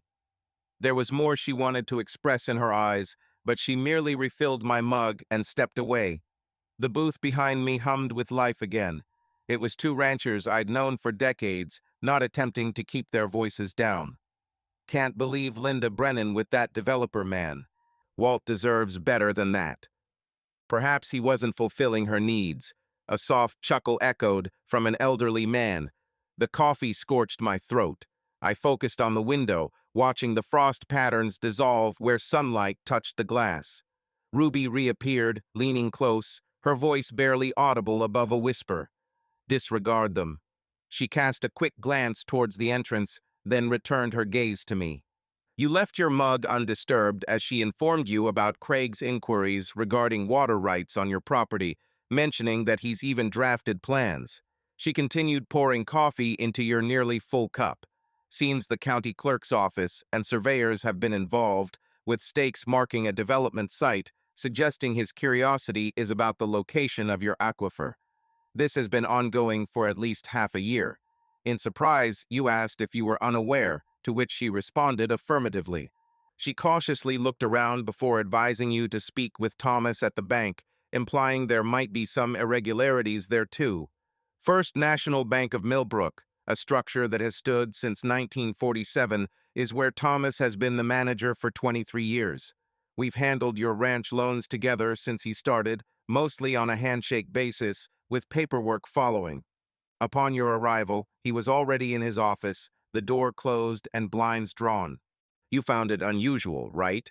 Walt stood up without looking at me directly. Thanks for coming in, he said, yet the office reeked of old paper and the coffee from the lobby machine. Thomas's desk was meticulously arranged. Too organized, even for Thomas, I commented. He nodded, his gaze still averted. Yes, it's about refinancing. He sat down, fidgeting with papers that didn't seem to stay still in his hands. Corporate is enforcing all agricultural loans over $500,000 to be refinanced by March 31st, a new policy, he continued. I remained seated, the chair cold against my back. I've never missed a payment in 40 years. He acknowledged this, still avoiding eye contact. But it's not personal, it's corporate, he added. The deadline is 90 days, he said, pushing a folder towards me.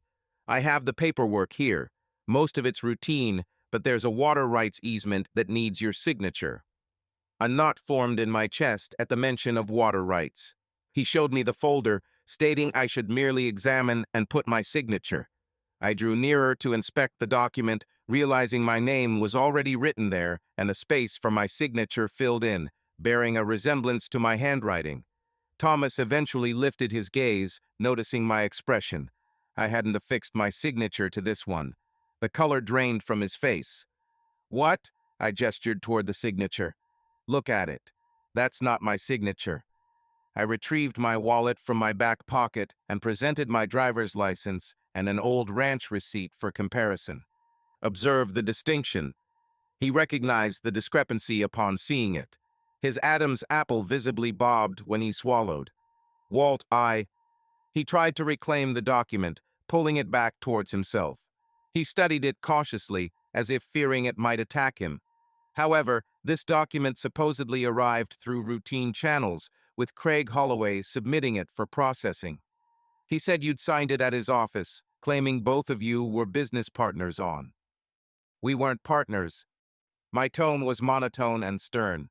I never put my signature on that. Thomas's hands were quivering now. He swiftly shut the file, as if trying to conceal it. I must verify with headquarters. I must. Walt, wait for my call. When did you learn about this? I was unaware. I truly was. Yet, his expression betrayed a different truth. There seemed to be a hint of knowledge, perhaps for some time. Standing up, I heard the chair dragging against the linoleum.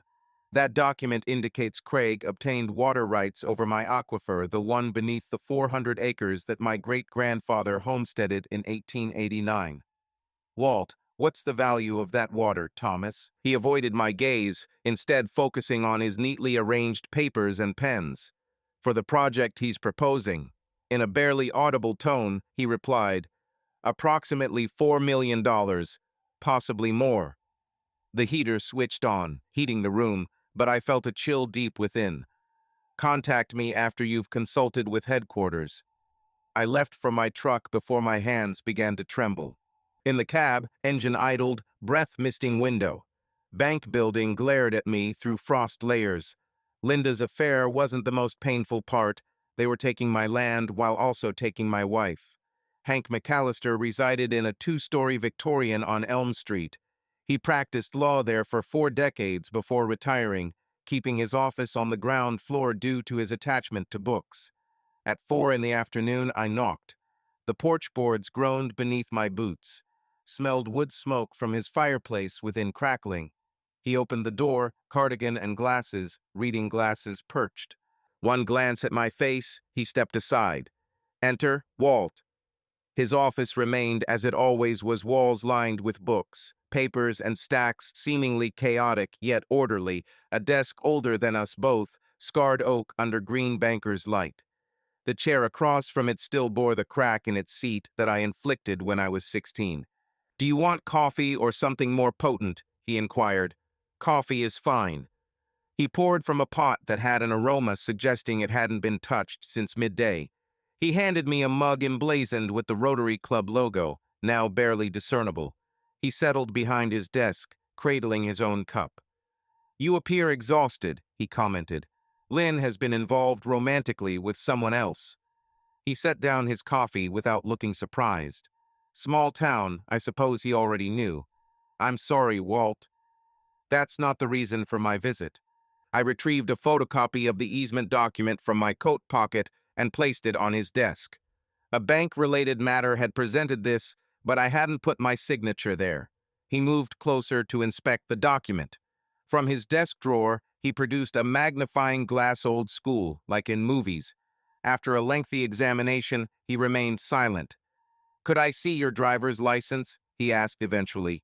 I handed it over. He compared the signatures. Subsequently, he stood up, went to his filing cabinet, and retrieved a folder. 20-year-old estate documents, my signature on the witness line. He displayed all three. Signature on the easement license. "Estate papers," he remarked. "That's not your handwriting," he stated. A sense of relaxation spread through me upon hearing someone else voice my suspicion. "Craig Holloway is the one who submitted it to the bank," I responded. "He's been seeing Linda and has entered my house several times when I wasn't there." Hank slouched in his chair, causing it to creak. A car passed outside, tires crunching against road salt. "And Thomas?" I questioned. "Something seems off about him, but he wouldn't reveal what," was his response. "Thomas is an honest man in a difficult position." Hank tapped the document.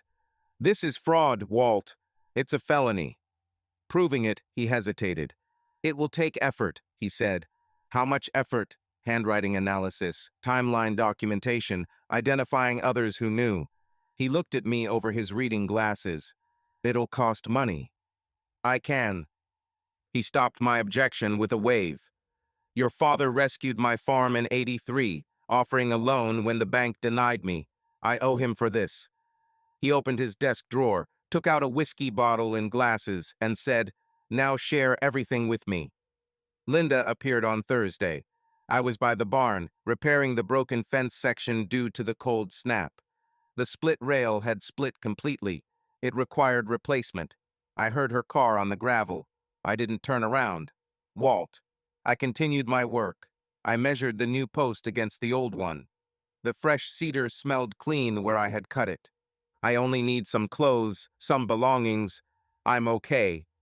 She stood there. I could feel her gaze on me. The wind picked up, howling through the wire in the pasture fence. "It's cold enough to hurt," she said. "You should know that." I put down the post and looked at her. Her eyes were red from crying. A part of me wished to respond emotionally to that. Primarily, I felt exhausted. Walt listened to me. He inquired about my well-being and my desires. "When was the last time you asked me that?" "Did Craig ever ask you to get me to sign papers?" She seemed puzzled. "What do you mean?" "Papers, documents. Did he ever suggest I sign anything regarding them?" No. He said you two had business matters. The development. But he never. She fell silent. Her expression shifted.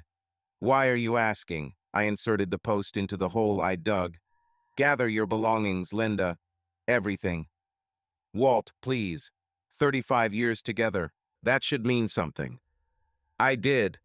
I secured the post firmly, shoveled dirt around it, tested its stability. It held firm. So that's it. You won't even try? The post was securely set. I grabbed the wire cutters. I'm simply locking the gate. She left without further discussion. I heard her car door slam. Engine start. The sound of gravel as she drove away. I remained standing with half the fence repaired.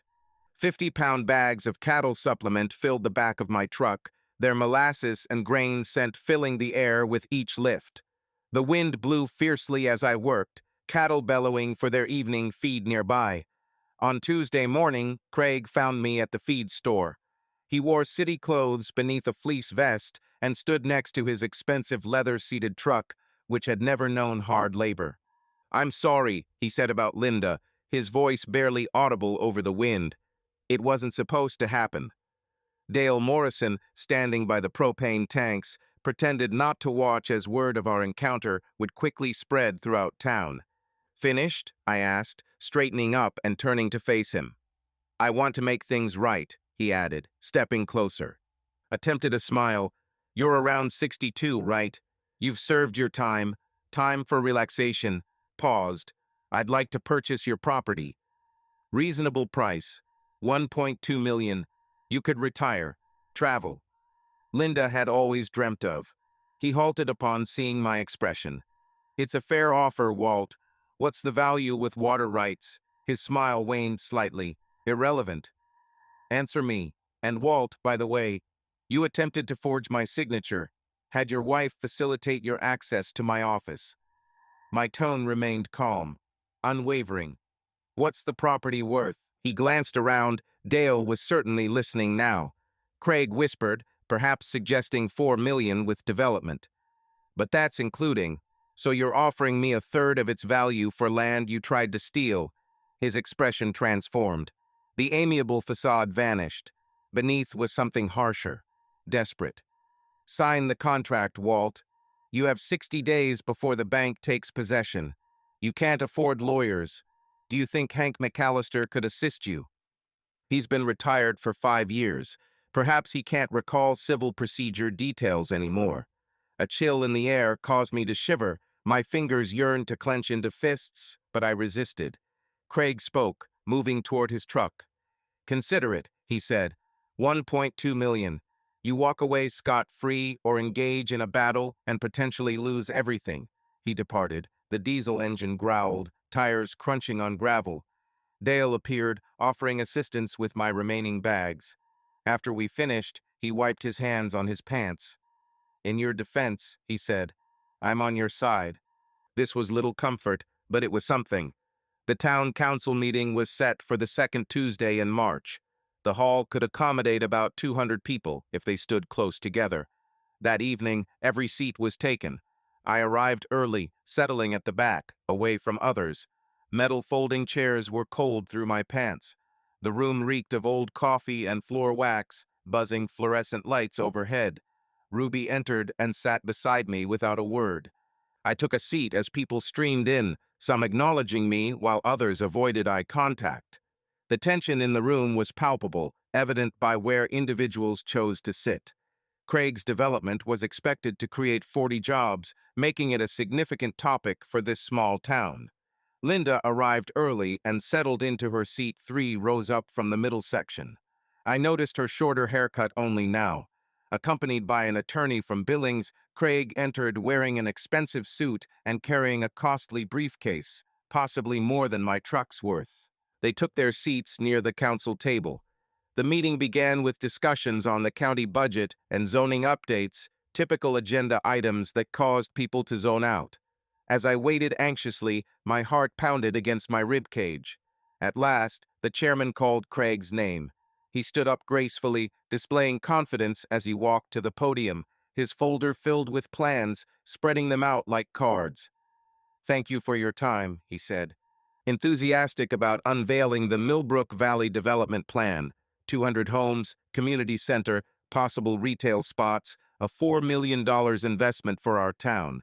Spoke for 10 minutes, presented architectural sketches, tossed around figures, underscored the 40 job opportunities and tax revenue gains, growth benefits. Half the room agreed, the other half seemed preoccupied. During the queue and the session, Ruby stood up. Concern over water impact. Those homes would require substantial aquifer drainage. Craig answered, proper easements are in place. No wrinkles, all legal papers filed with the county, water rights secured from neighboring properties. I suggested showing the documents to assuage doubts. Everybody looked startled. Craig's smile faltered. Show them, I insisted. Marched forward, boots clicking on linoleum. The water rights easement bearing my name. The chairman appeared puzzled. Mr. Brennan, this isn't.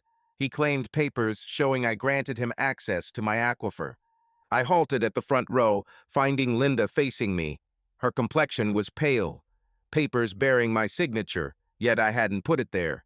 The room became chaotic with simultaneous voices. The chairman declared, "This is a severe allegation." Craig retorted, "It's false." However, his tone and speed were unsuitable. Walt seemed distressed due to personal issues. He was making unfounded claims. I presented the folder from my coat, containing copies Hank had helped me prepare. They included signature comparison evidence, a timeline of events, and proof that I was out of the county when the documents supposedly were signed. Banking records followed.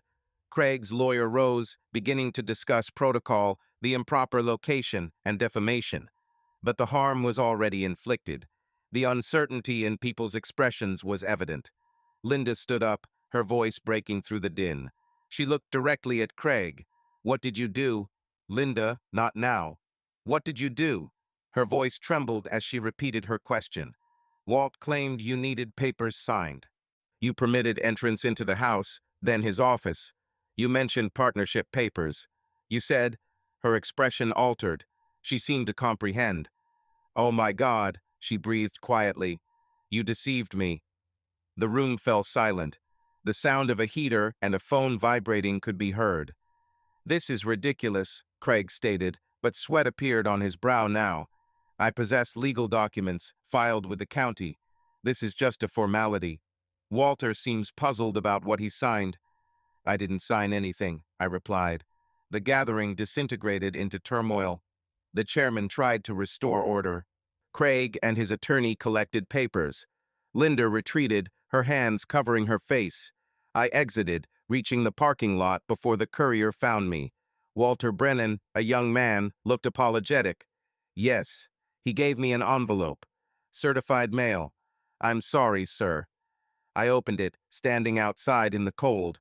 The parking lot lamps cast everything in a yellow, harsh glow. My hands didn't tremble anymore. Foreclosure notice was inside. April 30th, 48 days later. The town hall door creaked open, revealing a tumult of voices, sobbing included. I crumpled the notice and tucked it into my pocket. Linda emerged from the doorway, searching for something or someone. Her gaze locked onto mine across the parking lot, prompting her to approach me. "Walt, I swear I didn't know." "Irrelevant now. It matters to me that you understand." I pondered. Craig had told me you were partners, that you had agreed to the development deal. He presented me with documents bearing your name. I trusted. You chose to believe what you wanted to believe. I turned toward my truck. The keys felt icy in my grip, biting through my glove. "Go back home, Linda. I no longer have a home." Her voice cracked. "You told me to pack everything." "That decision was yours 4 months ago." I slid into the driver's seat, ignited the engine. She remained standing there as I drove off. In my rearview mirror, she shrank until the night consumed her completely. 48 days remained for the ranch's salvation, found on the car's passenger seat. The town became fractured over this matter. My wife was used as a weapon against me. My name adorned papers I never endorsed. I traveled home through deserted roads, chilled to the bone despite the heater. Land that my great-grandfather first homesteaded in 1889, almost lost by my father in '83, but clung on to and pledged never to forsake by me, needed my intervention within those 48 days. Fewer than an old, retired lawyer who believed in my cause supported me. After the town hall meeting, I awoke earlier than normal at 4:30 am, unable to rest. I ventured out to tend the cattle and discovered the task already completed. Fresh hay supplied, water troughs filled, and the diesel tractor still warm. Jesse emerged from the barn, work gloves in hand, breath visible in the pre-morning gloom. "You're early," I commented. He shrugged and averted his gaze. "I thought you might need help." And there we stood, frozen in the cold. The livestock were feeding peacefully amidst the tranquil silence of the night. Stars shone brightly overhead, hinting at another frosty morning. "I can't remunerate you this month," I admitted. "Perhaps not even next." He didn't ask for anything in return. "Jesse," I questioned, using my own funds for the feed. He adjusted his stance. "You'll repay me when able. If not, it's fine." He added, "I'm not departing." I felt a tightness in my throat. "You don't owe me anything," I stressed. "You taught me more than my father ever did. About ranching, about integrity, about perseverance during hard times." His gaze finally met mine. He removed his gloves, brushing off the dust. "I won't be leaving, Mr. Brennan," he stated. There was a brief silence before he could avert his eyes. A simple nod followed, and he turned away to hide his emotions. We continued our morning tasks without words, understanding the rhythm of each other's movements. The need for communication was minimal once we had worked together long enough. When the sun painted the snowscape orange and pink, some tension eased. At 8:30, I arrived at the county clerk's office, an old brick structure akin to the bank. Heated by rumbling radiators, it carried the familiar scent of aged paper and dust. Cabinets filled every wall with documents. Margaret, a woman who'd spent 30 years in this place, stood behind the counter. Her gray hair was neatly tied back, glasses hanging from a chain around her neck. "Can I assist you, Walt?" she asked without curiosity. I needed copies of all papers concerning my property, land surveys, easements, anything filed during the past year. She merely nodded and vanished into the filing cabinets, expertly pulling out folders as if each held a familiar friend. She set the documents on the counter, recognizable as old surveys from when my father was alive, water rights paperwork from the 70s, and then the new one the easement Craig had filed, with my signature at its base. You donned your reading glasses, moved closer, scrutinized it thoroughly, and inquired if you needed copies. I nodded. You gathered them and headed to the copy machine at the back. The mechanical sound echoed in the silent office as it warmed up. Upon returning, you had two sets, one of which went into a manila envelope, sealed and handed to me, while the other you retained for records. You mentioned they were official copies, tapping the envelope for emphasis, indicating their court admissibility. The county seal was visible. You advised me not to misplace them, stating that they might be crucial. "Thank you, Margaret. Your great-grandfather had filed the original homestead claim in 1889, and these are copies of those documents, with his handwriting and signature on each page." She had a method of transmission. She returned to her desk, took her seat with the crossword puzzle, seemingly disregarding my presence. I departed, clutching the envelope to me. It felt like I'd been given an instrument I didn't know I required. After 2 o'clock on weekdays, Ruby's diner would usually be closed. Yet, when I rapped on the back door at 4, she allowed both me and Hank entry. She instructed us to utilize the rear room. I offered, "I'll prepare fresh coffee." The rear room was where she managed her accounts. A tiny table, 4 chairs, a filing cabinet in the corner. It reeked of old grease and coffee that had seeped into the walls for decades. Hank spread out the documents on the table. They were certified copies from the county clerk, bank records he'd requested, and photocopies of my previous signatures from various resources. We required 3 pieces of evidence, he declared. He was in his zone now. Precise. Concentrated. A handwriting expert. Timeline from the bank. Type of documentation. "I couldn't afford experts," he remarked. "Let me handle that." He retrieved his phone and began dialing numbers. He knew someone in Billings. In this paraphrased version, I attempted to convey the same meaning while maintaining a similar length and style. Former forensic examiner in my debt. Whilst he spoke, I scrutinized the papers, trying to discern what Margaret and Hank had perceived. The signature appeared similar, but the W was off, too round, and the final N lacked the customary uptick. Minute discrepancies, yet noticeable. Ruby delivered coffee and a carafe. 3 cups set. Unprompted, she sat down. "What can I assist with?" she queried. Hank glanced up from his device. "Your task is to monitor arrivals, conversations, and expenditures. Craig has been footing the bar bill every Friday for 2 months." She filled the cups, the aroma of coffee intense and harsh. A big spender, frequently discussing development plans, promising jobs. "He's under pressure," Hank stated. "His business partner is likely pressuring him. He needs that water access or the project collapses." I lifted my mug. The coffee was scalding hot. So Craig charmed Linda to gain entry into my home. Stole documents, imitated my signature. While you were away, I marked something on the timeline. This easement was dated February 3rd. Can you recall where you were that day? I consulted my ranch log. I record everything: sales, auctions, vet visits. It's what Dad taught me. Importance of documentation. That day, there was a livestock auction and billings. I showed him the entry. It was a 6-hour drive, departing at 4 a.m. and returning home at 9 p.m. Hank gave a genuine smile, a rare sight from him in weeks. "If my calculations are correct, you were out of county for the entire day. Here's the auction receipt, time-stamped. We're starting to piece things together." He jotted down notes, drew arrows connecting documents, and constructed a timeline indicating that Craig was at the bank, Linda was at her office for volunteer work. I seemed to be elsewhere. This should help us prove his deceit. That you couldn't have signed it. Ruby refilled our cups. "How about this? It establishes reasonable doubt at the very least." Hank looked at me. "It suggests criminal fraud at best. However, we still need handwriting analysis. That will cost $500. "Oh, Hank." He dismissed me. "My father granted me my initial ranch loan when no other did, saving my farm. I am indebted to him." He reached for his wallet, began counting bills. "Moreover, I yearn to witness Craig's reaction when this implodes." The sun was setting outside. The winter light filtering through the diner windows was thin and gray. However, in that moment, with Hank's chronology, Margaret's certified copies, and Ruby's poor coffee, I felt something I hadn't felt for weeks: hope. Not much, but enough. News traveled quickly. That's how small towns operate. By Thursday, I was picking up the rumors third hand. Walt is losing control, inventing stories, because he can't handle Linda leaving.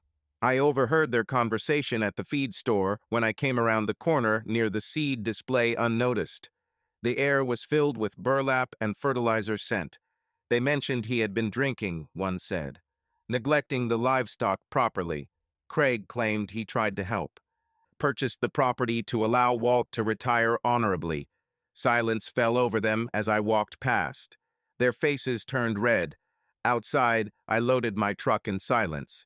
My hands remained steady. This surprised me. Later that day, Ruby arrived at the ranch in her old sedan, carrying a covered dish of pot roast. "Don't argue," she said. We sat on the porch as the wind picked up, still cold but not as bitter. The mud could be smelled starting to soften, signaling the end of winter's grip. "Craig has been spreading lies thickly," she mentioned, "telling everyone you are forging documents and that you're resentful about Linda." "I know this," she added. "Some people believe him. Those seeking employment and those who see a profit opportunity are among them. The others wait to see which way the wind shifts." She offered me the pot roast, but I stood up at the diner that morning, telling Ed Morrison and his crew that I've known you for 30 years, that you don't lie. What was their response? Ed left. Didn't pay for my coffee, but she smiled, quite intensely. Petty triumphs. That evening, certified mail arrived. Another courier, this time looking sheepish. Restraining order: my lawyer had filed it. Accused me of threatening Craig at the store. Made him feel unsafe. Demanded I maintain a 500 feet distance from him and his property. Read it twice. The paper rustled in my hands. Moths were drawn to the porch light, colliding with it frantically. Stupid, maybe even frivolous. Yet it painted me as dangerous, unstable, just what Craig desired. I phoned Hank. He claimed to have found something, but his voice was steady, betraying fear. Met at Ruby's diner the next day. It was closed when I arrived at 8 a.m. Hank's car was there already. Knocked on the back door. Let in by Ruby. The coffee was fresh, its aroma cutting through the musty air of the shuttered eatery. Hank found numerous documents scattered on the table in the back room. More than previously, the handwriting expert concluded it was a forgery beyond doubt and would testify. I took a seat, feeling the chill of the metal chair frame beneath the thin pad. What next? The timeline was set. You were in Billings when the document was allegedly signed. Craig visited the bank 3 times that week individually. Hank extracted another file. Bank records confirmed this. The back door creaked open and Thomas entered. I rose, while Ruby prepared to use the coffee pot as a potential weapon. Thomas raised his hands, asking for patience. He looked exhausted, unrested, disheveled, and reeking of stale coffee blended with something else, possibly fear or guilt. He requested my attention, stating he had something to share. Hank positioned himself between us and Thomas. Be cautious with your words, he warned, as banks have lawyers. Thomas reached into his coat. I braced myself. Hank restrained me as Thomas produced a USB drive. He claimed he's been documenting everything, he said. Words spilled out hastily. Mentions of Craig's visits. Piles of paperwork submissions. Surveillance videos, all accounted for. He placed the drive on the table. Corporate instructed me to expedite the foreclosure process, claiming it was policy. Yet, something felt amiss. The room fell silent. The humming of the refrigerator in the kitchen could be heard distinctly. A vehicle passed by outside, so I safeguarded the bank, Thomas explained. Began recording every encounter, each instance of Craig's visit, every document he submitted. His hands appeared unsteady. If fraudulent activities were occurring, the bank would bear responsibility. I needed to collect evidence. Hank grabbed the drive. What's on here? Everything. Videos from surveillance cameras showing Craig entering the bank solo numerous times, submitting documents and timestamp logs. One video specifically showed him practicing signatures in the lobby. I failed to comprehend its significance at first, but it was evident in the footage. He was writing over and over with a pen and paper. My heart pounded furiously. Why are you doing this? Thomas gazed at me intensely. 25 years ago, when I was 28 and newly married, my father granted me my initial ranch loan. Other banks had rejected me due to my age and perceived risk.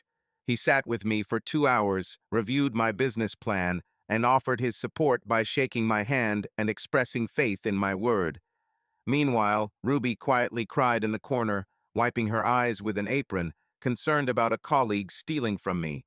Thomas had witnessed this and stated he wouldn't allow it.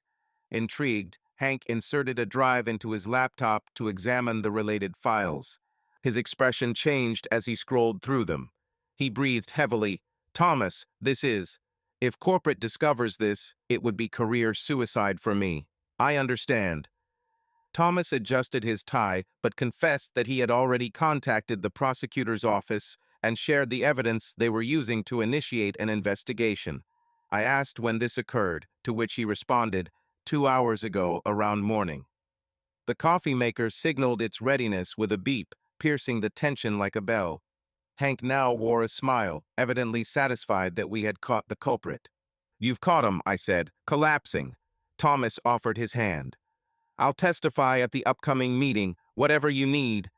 I nodded, unable to speak. My burden from weeks ago was beginning to dissipate. Why? I asked weakly. Thomas gave a genuine, yet sorrowful smile. Because the Breenans keep their word, and so do I, he replied. That night, I sat in the dark living room, the grandfather clock ticking in the corner. The same clock my father had wound every Sunday for 40 years, marking both his life and now mine. I'd poured whiskey into a glass with 2 fingers, but left it on the table untouched. The bottle gleamed under the moonlight filtering through the window. On the mantel hung our wedding photo, Linda and me from 1990. She was 23, I was 27. Young enough to believe love was sufficient, old enough to know better now. We'd been happy, some of those years were genuine, I knew that. In the dimness, I couldn't recall specific items. The house echoed with an eerie tranquility due to Linda's absence. Her void felt palpable. Empty wardrobe, empty bathroom sink. Her scent seeped less from the pillows. 35 years, and here I was, tossing it all for a land dispute. Was this justified, or was it vanity? The crunch of gravel sounded outside, headlights illuminated the window, an engine ceased. Hank entered without warning. He didn't knock. Instead, I heard his boots on the porch and the door opening. He found me in the dark. "I thought you might be here," he said. He sat in Linda's chair. The leather groaned slightly. Neither of us activated the lights. "You're drinking that or merely admiring it?" he asked. I pondered. Reasonable question.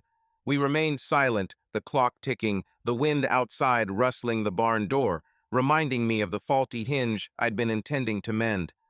"I've been pondering," I eventually said, "if my actions are truly justified." Hank was quiet for a while, that being his manner. Ponder over the query, couldn't it be vanity at play? I persisted. What if it's wiser to step back? Consider Craig's proposition. $1.2 million, a fresh start elsewhere. It's possible, you know. Linda and I shared 35 years, some of which were genuine. The dialogue was difficult. If I carry on resisting, if I involve her in this turmoil, if I distress the entire town with it, what does that make me? Human, Hank stated. Craig offers jobs, progress, expansion. Perhaps the town requires those more than it needs my stubbornness to be proven right. Hank moved closer. I heard the creak of the leather chair again. "Your great-grandfather homesteaded this land in 1889. He constructed the house himself. Raised 5 offspring here. One of them was your grandfather. I am familiar with the background. Your father nearly lost it in '83. The recession struck. Cattle prices plummeted. The bank was about to repossess. He halted, but he persevered. Sold half his herd. Took a second job in town. Your mother worked at the diner. I recall. Why did he do it? Why did he struggle so much for soil and pasture?" He remained silent, for there are some matters of significance. Hank expressed this sentiment. Not the items themselves, but what they symbolize. Your father wasn't battling over the land.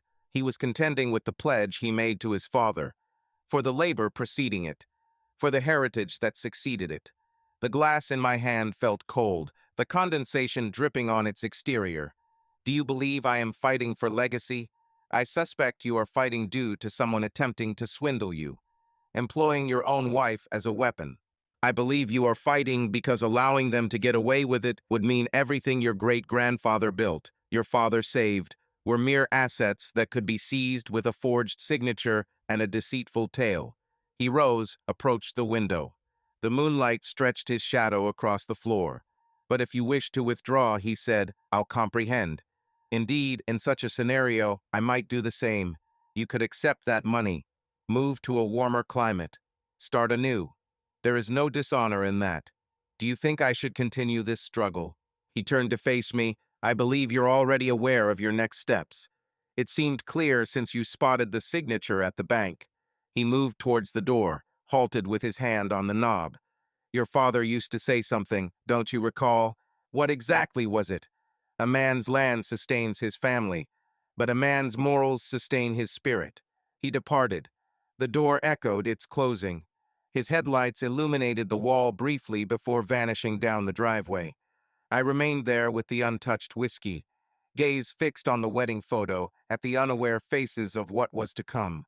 Linda was now in Montana, while Craig likely slept peacefully in his rental home. Assuming his lawyer's restraining order and character defamation would make me surrender, he thought. And I? I stood up in the dark, pondering everything. The clock chimed midnight, 12 resonant chimes echoing through the silent house. I rose, carried the whiskey to the kitchen, poured it down the sink, and watched it swirl away. Uncertain whether I battled for land or combat itself, yet Hank was accurate on one point: my actions were already decided. Ruby had prepared the rear room when we arrived the following morning at 9 o'clock. Fresh premium coffee, distinct from the burnt batch in the front. Hank scattered everything across the table. Thomas's USB drive, handwriting analysis, banking chronologies, Margaret's county clerk certified copies, and a scheduled town council meeting April 20th, 3 weeks away. We would present all evidence, forcing the prosecutor into action. Can we prepare within 3 weeks? I inquired. It's necessary, he replied as he organized the documents. Thomas would testify first, followed by banking records and security footage, then the handwriting expert, and finally Margaret with certified documents demonstrating inconsistencies. Ruby filled our cups with coffee. She promised to fill the room, making it a spectacle. As we were discussing strategy, the back door opened, and everyone looked up. A deputy sheriff entered around 30 years old, in uniform. Tightly pulled back dark hair, a badge reflecting the overhead light. Deputy Marie Castellano was her introduction. "May I join you?" she asked as Hank stood up. "Investigating?" he inquired. "Yesterday, a case was opened after Thomas came forward," she replied, pulling out a chair and sitting down without an invitation. She placed a folder on the table. Inside were documents detailing fraud, forgery, and conspiracy to steal. Craig Holloway, 45, a recent arrival from Sheridan, Wyoming, was her subject, she explained as she spread the papers out. In his past, Holloway had been under investigation for the same scheme. An elderly rancher, Gerald Preston, aged 72, had been targeted. Holloway initiated an affair with Preston's wife and gained access to property documents. He filed forged easements for water rights, a development deal that collapsed before trial resulted in charges being dropped. However, the pattern was identical, causing Hank's coffee to grow cold in his hand as he leaned over the papers. This implies premeditation. Marie asserted he's done it before, and if he has done it twice, there might be more victims. Looking at me intensely, she mentioned she would testify at the council meeting. Criminal pattern evidence was involved. If her civil case succeeds, she stated she would arrest him that night. Was this at the meeting? Ruby inquired. Marie's response was a firm smile. In 8 days, she would reveal to the town who they had been defending. Hank hastily jotted down notes as he listened. Everything seemed different now. With criminal pattern evidence, the prosecutor must take action. Already spoken to him, Marie confirmed. He will attend the meeting. If the evidence remains solid, Craig will be apprehended immediately upon the meeting's conclusion. I glanced at the folder containing Craig's photo from Wyoming, with the same smile he had used on Linda and the town. "How many days until the meeting?" I asked. Hank consulted his calendar. 8 days remained to save the ranch, to prove what I already knew was true, and for Craig to learn that some men don't back down easily. 200 people could fit comfortably in the town hall, but on this particular night, there were about 250, filling every available inch along the back wall and adding folding chairs to the side aisles. The room had an odd mix of smells: wet wool and stale coffee. The overhead lights hummed persistently while the heater struggled to maintain comfort as bodies filled the space, creating pockets of both warmth and chill depending on one's location. I arrived early, securing a seat in the back row as usual.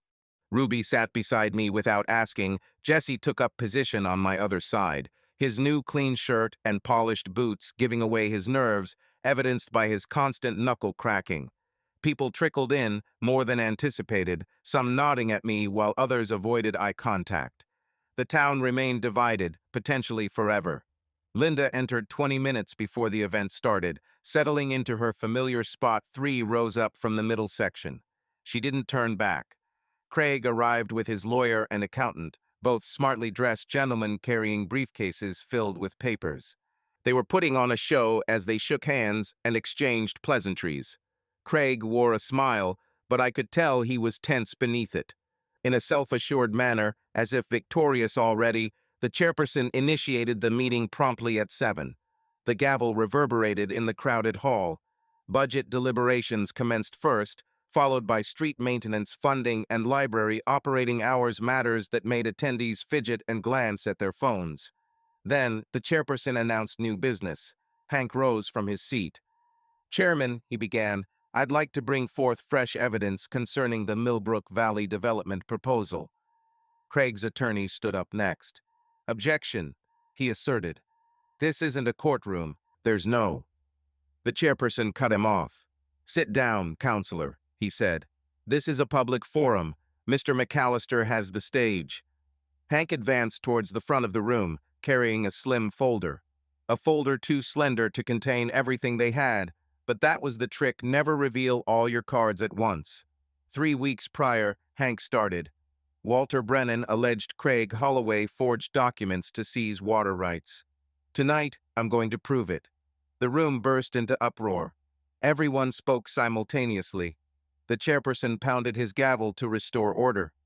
4 witnesses testify against Craig Holloway, asserted Hank. Evidence also suggests that he has committed fraudulent felony. Craig's attorney protested. This is unfair.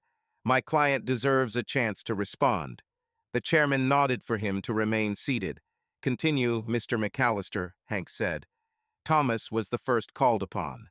With a pale face and beads of sweat on his forehead despite the cold draft, he walked forward. However, his voice remained steady as he declared, I am the manager at First National Bank. He then detailed Craig Holloway's questionable activities for 4 months. He described how Holloway visited the bank 7 times in February alone and submitted documents when Walt was evidently out of county. Thomas also mentioned that he had been recording everything to safeguard the bank from liability. He possesses security footage, Thomas asserted, depicting Mr. Holloway practicing signatures in the lobby. Hank connected a laptop to the projector, illuminating the screen with pixelated black and white video. It displayed Craig within a bank lobby, engrossed in written work using paper and pen. He repeatedly wrote something, comparing it to an object he held, adjusting, then trying again. The room fell silent, audible only by the faint breaths of occupants, a phone vibrating, and the heater switching on. Craig's complexion turned crimson. However, this doesn't signify anything, Hank explained. It was, in fact, practice attempts to mimic Walt Brennan's signature. A handwriting expert compared these practices to the one on the easement document, noting they were similar but not identical to Walt's actual signature. He exhibited 2 images side by side, Walt's driver's license signature and the signature on the easement. From my vantage point in the back row, I could discern the variations: a rounded do and an absent uptick at the end. Following Hank, Margaret rose, carrying reading glasses inside a manila folder. She declared herself as the county clerk. Compared the submission date of this easement with Mr. Brennan's verified actions. She pulled out the file. Read from the archived documents. February 3rd was the claimed signing date. Walter Brennan was at a livestock auction in Billings, departed at 4 a.m. and returned at 9 p.m. The auction records endorse his presence, marked with time-stamped transactions and credit card invoices. She displayed the receipts, stating that he couldn't have signed this document as he wasn't within the county. The whispers grew louder.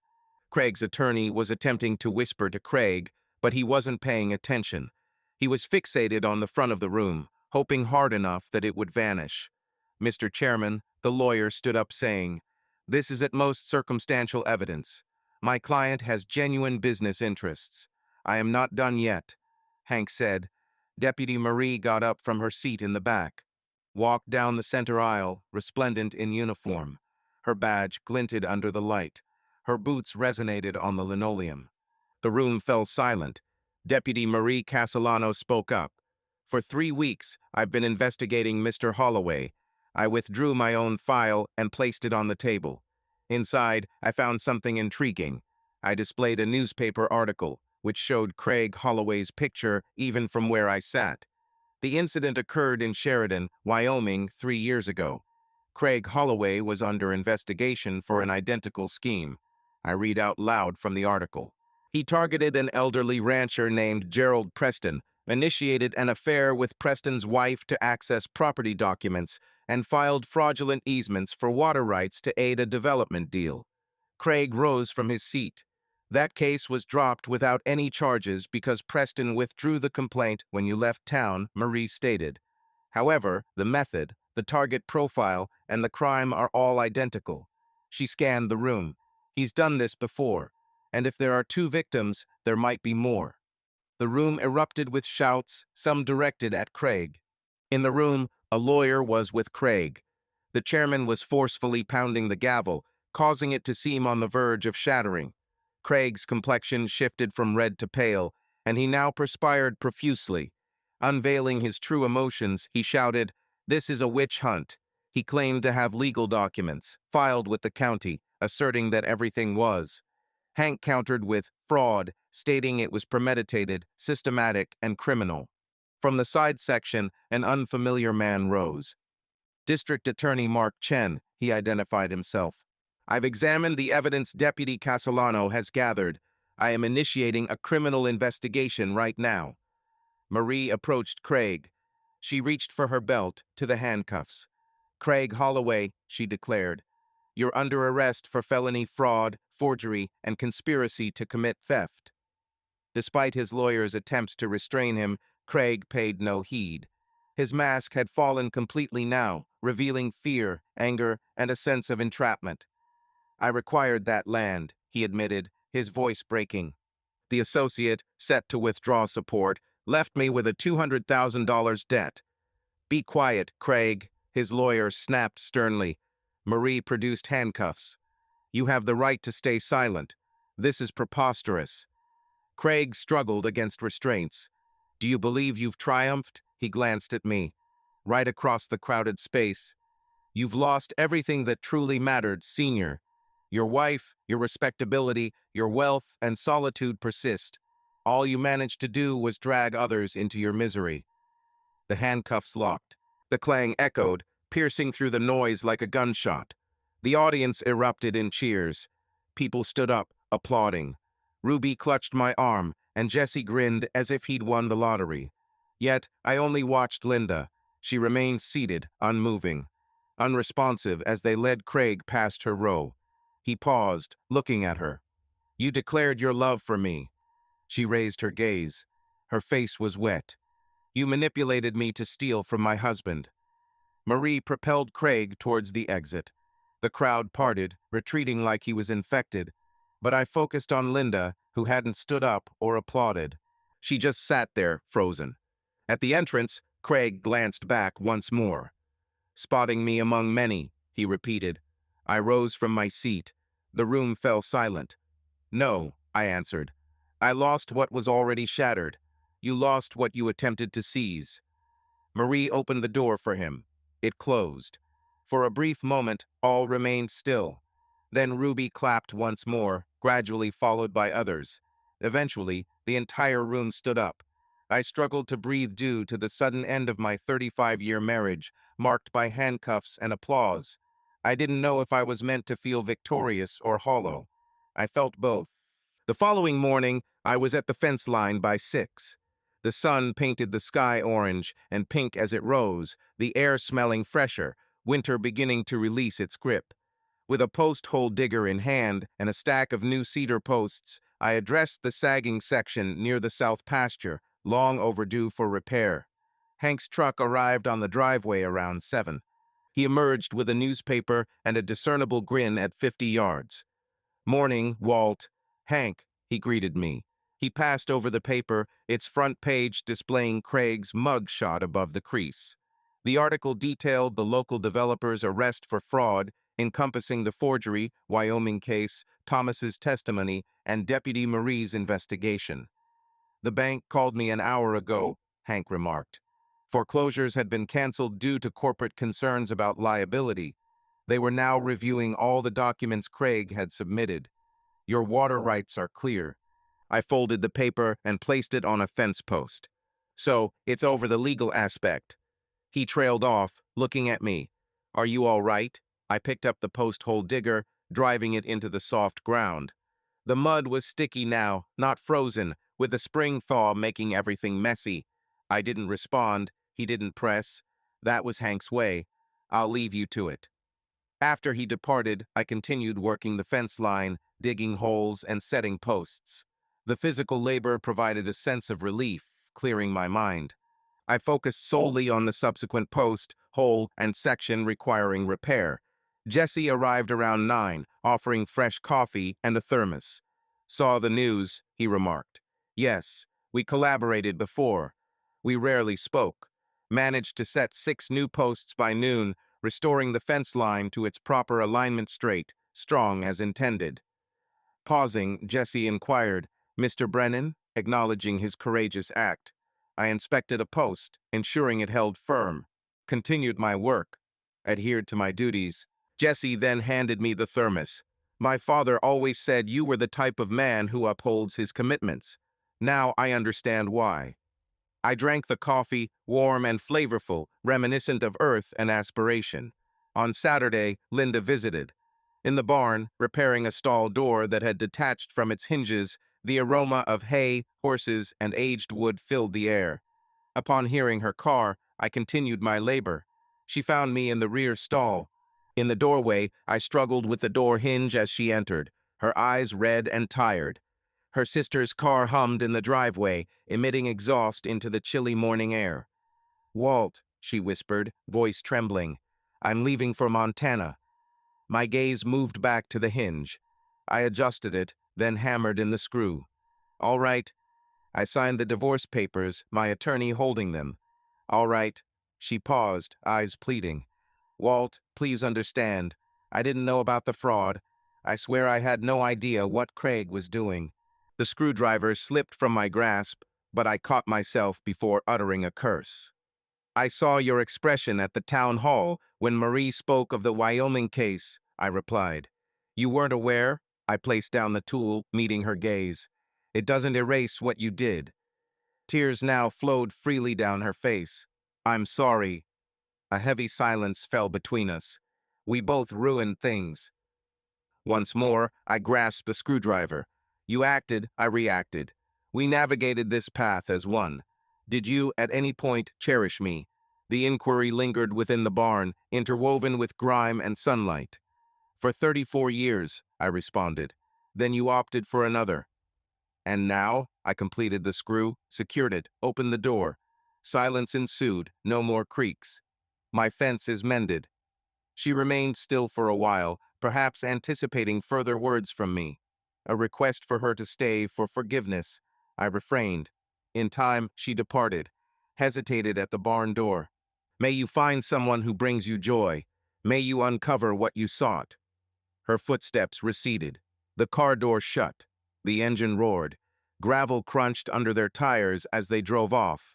I hung the screwdriver back on its hook. Stood there, in the tranquil barn, inhaling hay and dust at the end of 35 years. The door moved silently on its new hinge. Certain matters can be repaired. 2 years have passed since our last conversation, and there I was again at the fence line on a 50-degree Sunday afternoon, with the sun shining brightly. The air carried the scent of reviving earth, accompanied by the songs of returning birds. An unfamiliar car, a new sedan bearing Colorado plates, pulled over. A woman stepped out, around the age of mid-30s, dressed professionally. She bore a striking resemblance to both me and Linda, with my eyes and Linda's cheekbones. It was Sarah. I put aside the wire cutters, wiped my hands on my jeans. Hello, Dad, she said. Our silence spoke volumes of time elapsed and unsaid words. Mom contacted me from Montana, she explained, and shared her side first. She looked away, then continued, After that, I read the news, talked to some people, learned the real story. It's intricate, I replied, but it's not as simple as you think. She moved closer, but stopped a few feet away. Mom was unfaithful, and Craig attempted to seize your property, she stated bluntly. That's oversimplification, I countered. It's the truth instead. The wind gusts echoed our discord. A gentle breeze, hinting at the arrival of spring imminently. I apologize, she murmured, for my initial deception, for not reaching out, and for not being with you then. I didn't know how to express myself. So I opened my arms. She moved in for a tight embrace, her scent lingering of costly shampoo and urban air. My little girl who once joyfully traversed these fields with me on my shoulders was the memory that came back to me. I'm sorry I departed, she murmured softly. I'm sorry for abandoning you. We stood there as the sun warmed our backs and distant cattle called out. The fence post patiently awaited its placement. When we parted ways, she eyed the unfinished fence. At the posts, wires, and labor still unfulfilled. "Do you need assistance?" she inquired. I handed her my work gloves, too large for her hands, but accepted nonetheless. "Remember how to do this," she grinned, a genuine smile I hadn't seen from her in years. "You taught me when I was 12. We labored side by side, father and daughter, erecting posts, stretching wire, the fence gradually taking shape. Around 4 o'clock, another pickup truck arrived, carrying more cedar posts by Jesse. Following that, Hank's car, and subsequently Ruby's sedan loaded with sandwiches and beer. By sunset, we had repaired 20 yards of the fence, new posts standing firm, wire taut and humming in the wind. We perched on the tailgate of my truck, consuming Ruby's sandwiches, sipping chilled beer. The sun sank beyond the horizon, casting a purple and golden hue over the land that was mine once more. Sarah rested against me. "Perhaps," she mused, "I could visit more frequently, assist on weekends. Denver isn't too far away. I could be a help." A pause, then she added tentatively, "Maybe one day I could learn to manage this place if you were willing to teach me." I gazed at her, my returning daughter who arrived when I needed her most. "I would welcome that," I replied. The sun dipped below the horizon, and the landscape stretched into the distance. The mended fence stood firm and unyielding. The land was mine. The marriage was over, but I was not alone. Some things were worth defending. Some things could never be taken away. 3 weeks passed. I sat on the porch at dawn with my coffee. The rain gauge displayed 2 inches from the previous night's storm, beneficial for the emerging grass. The scent of growth filled the air, signaling winter's end. The fence ran unblemished towards the horizon, every post perfectly aligned, each wire taut. Sarah had aided in the final stretch before her return to Denver. She planned on visiting again next month, possibly even the following one too. Jesse attended to the barn, attending to the cattle. I heard his low, constant voice. He would make an excellent rancher someday. He already was, in essence. The daffodils I'd planted at my parents' gravesite bloomed bright and yellow against the graystone. It felt fitting. New life sprouting where the old had ceased. Craig's trial was scheduled for August. Thomas abandoned the bank to start an insurance business of his own. He claimed he slept better now. Already, Ruby was wagering about Craig's duration. Small towns seldom evolve. A missive from Linda arrived in Montana, expressed regret and wished for my joy. I perused it solitary, never discarded nor responded. Some discussions conclude prior to their conclusion. The land retained the knowledge of those who cherished it and those attempting to profit from it. 4 Brennan generations tilled this earth. My great-grandfather's fence posts, my father's well, and my labor in every plank of this barn all were present here. They presumed quietness was capitulation. However, it proved to be merely endurance. The sun ascended the forest edge, heating the veranda planks. Hank's pickup approached along the driveway. Sunday morning chess match, as usual. Similar battles are won by uproar. This one I conquered with receipts, witnesses, and my name etched on authentic documents. Yet, the genuine triumph wasn't in the conquest, but in the perseverance. In the morning brew, in the fence that stood firm, and the daughter who returned home. The land acknowledged. Now I too would recall.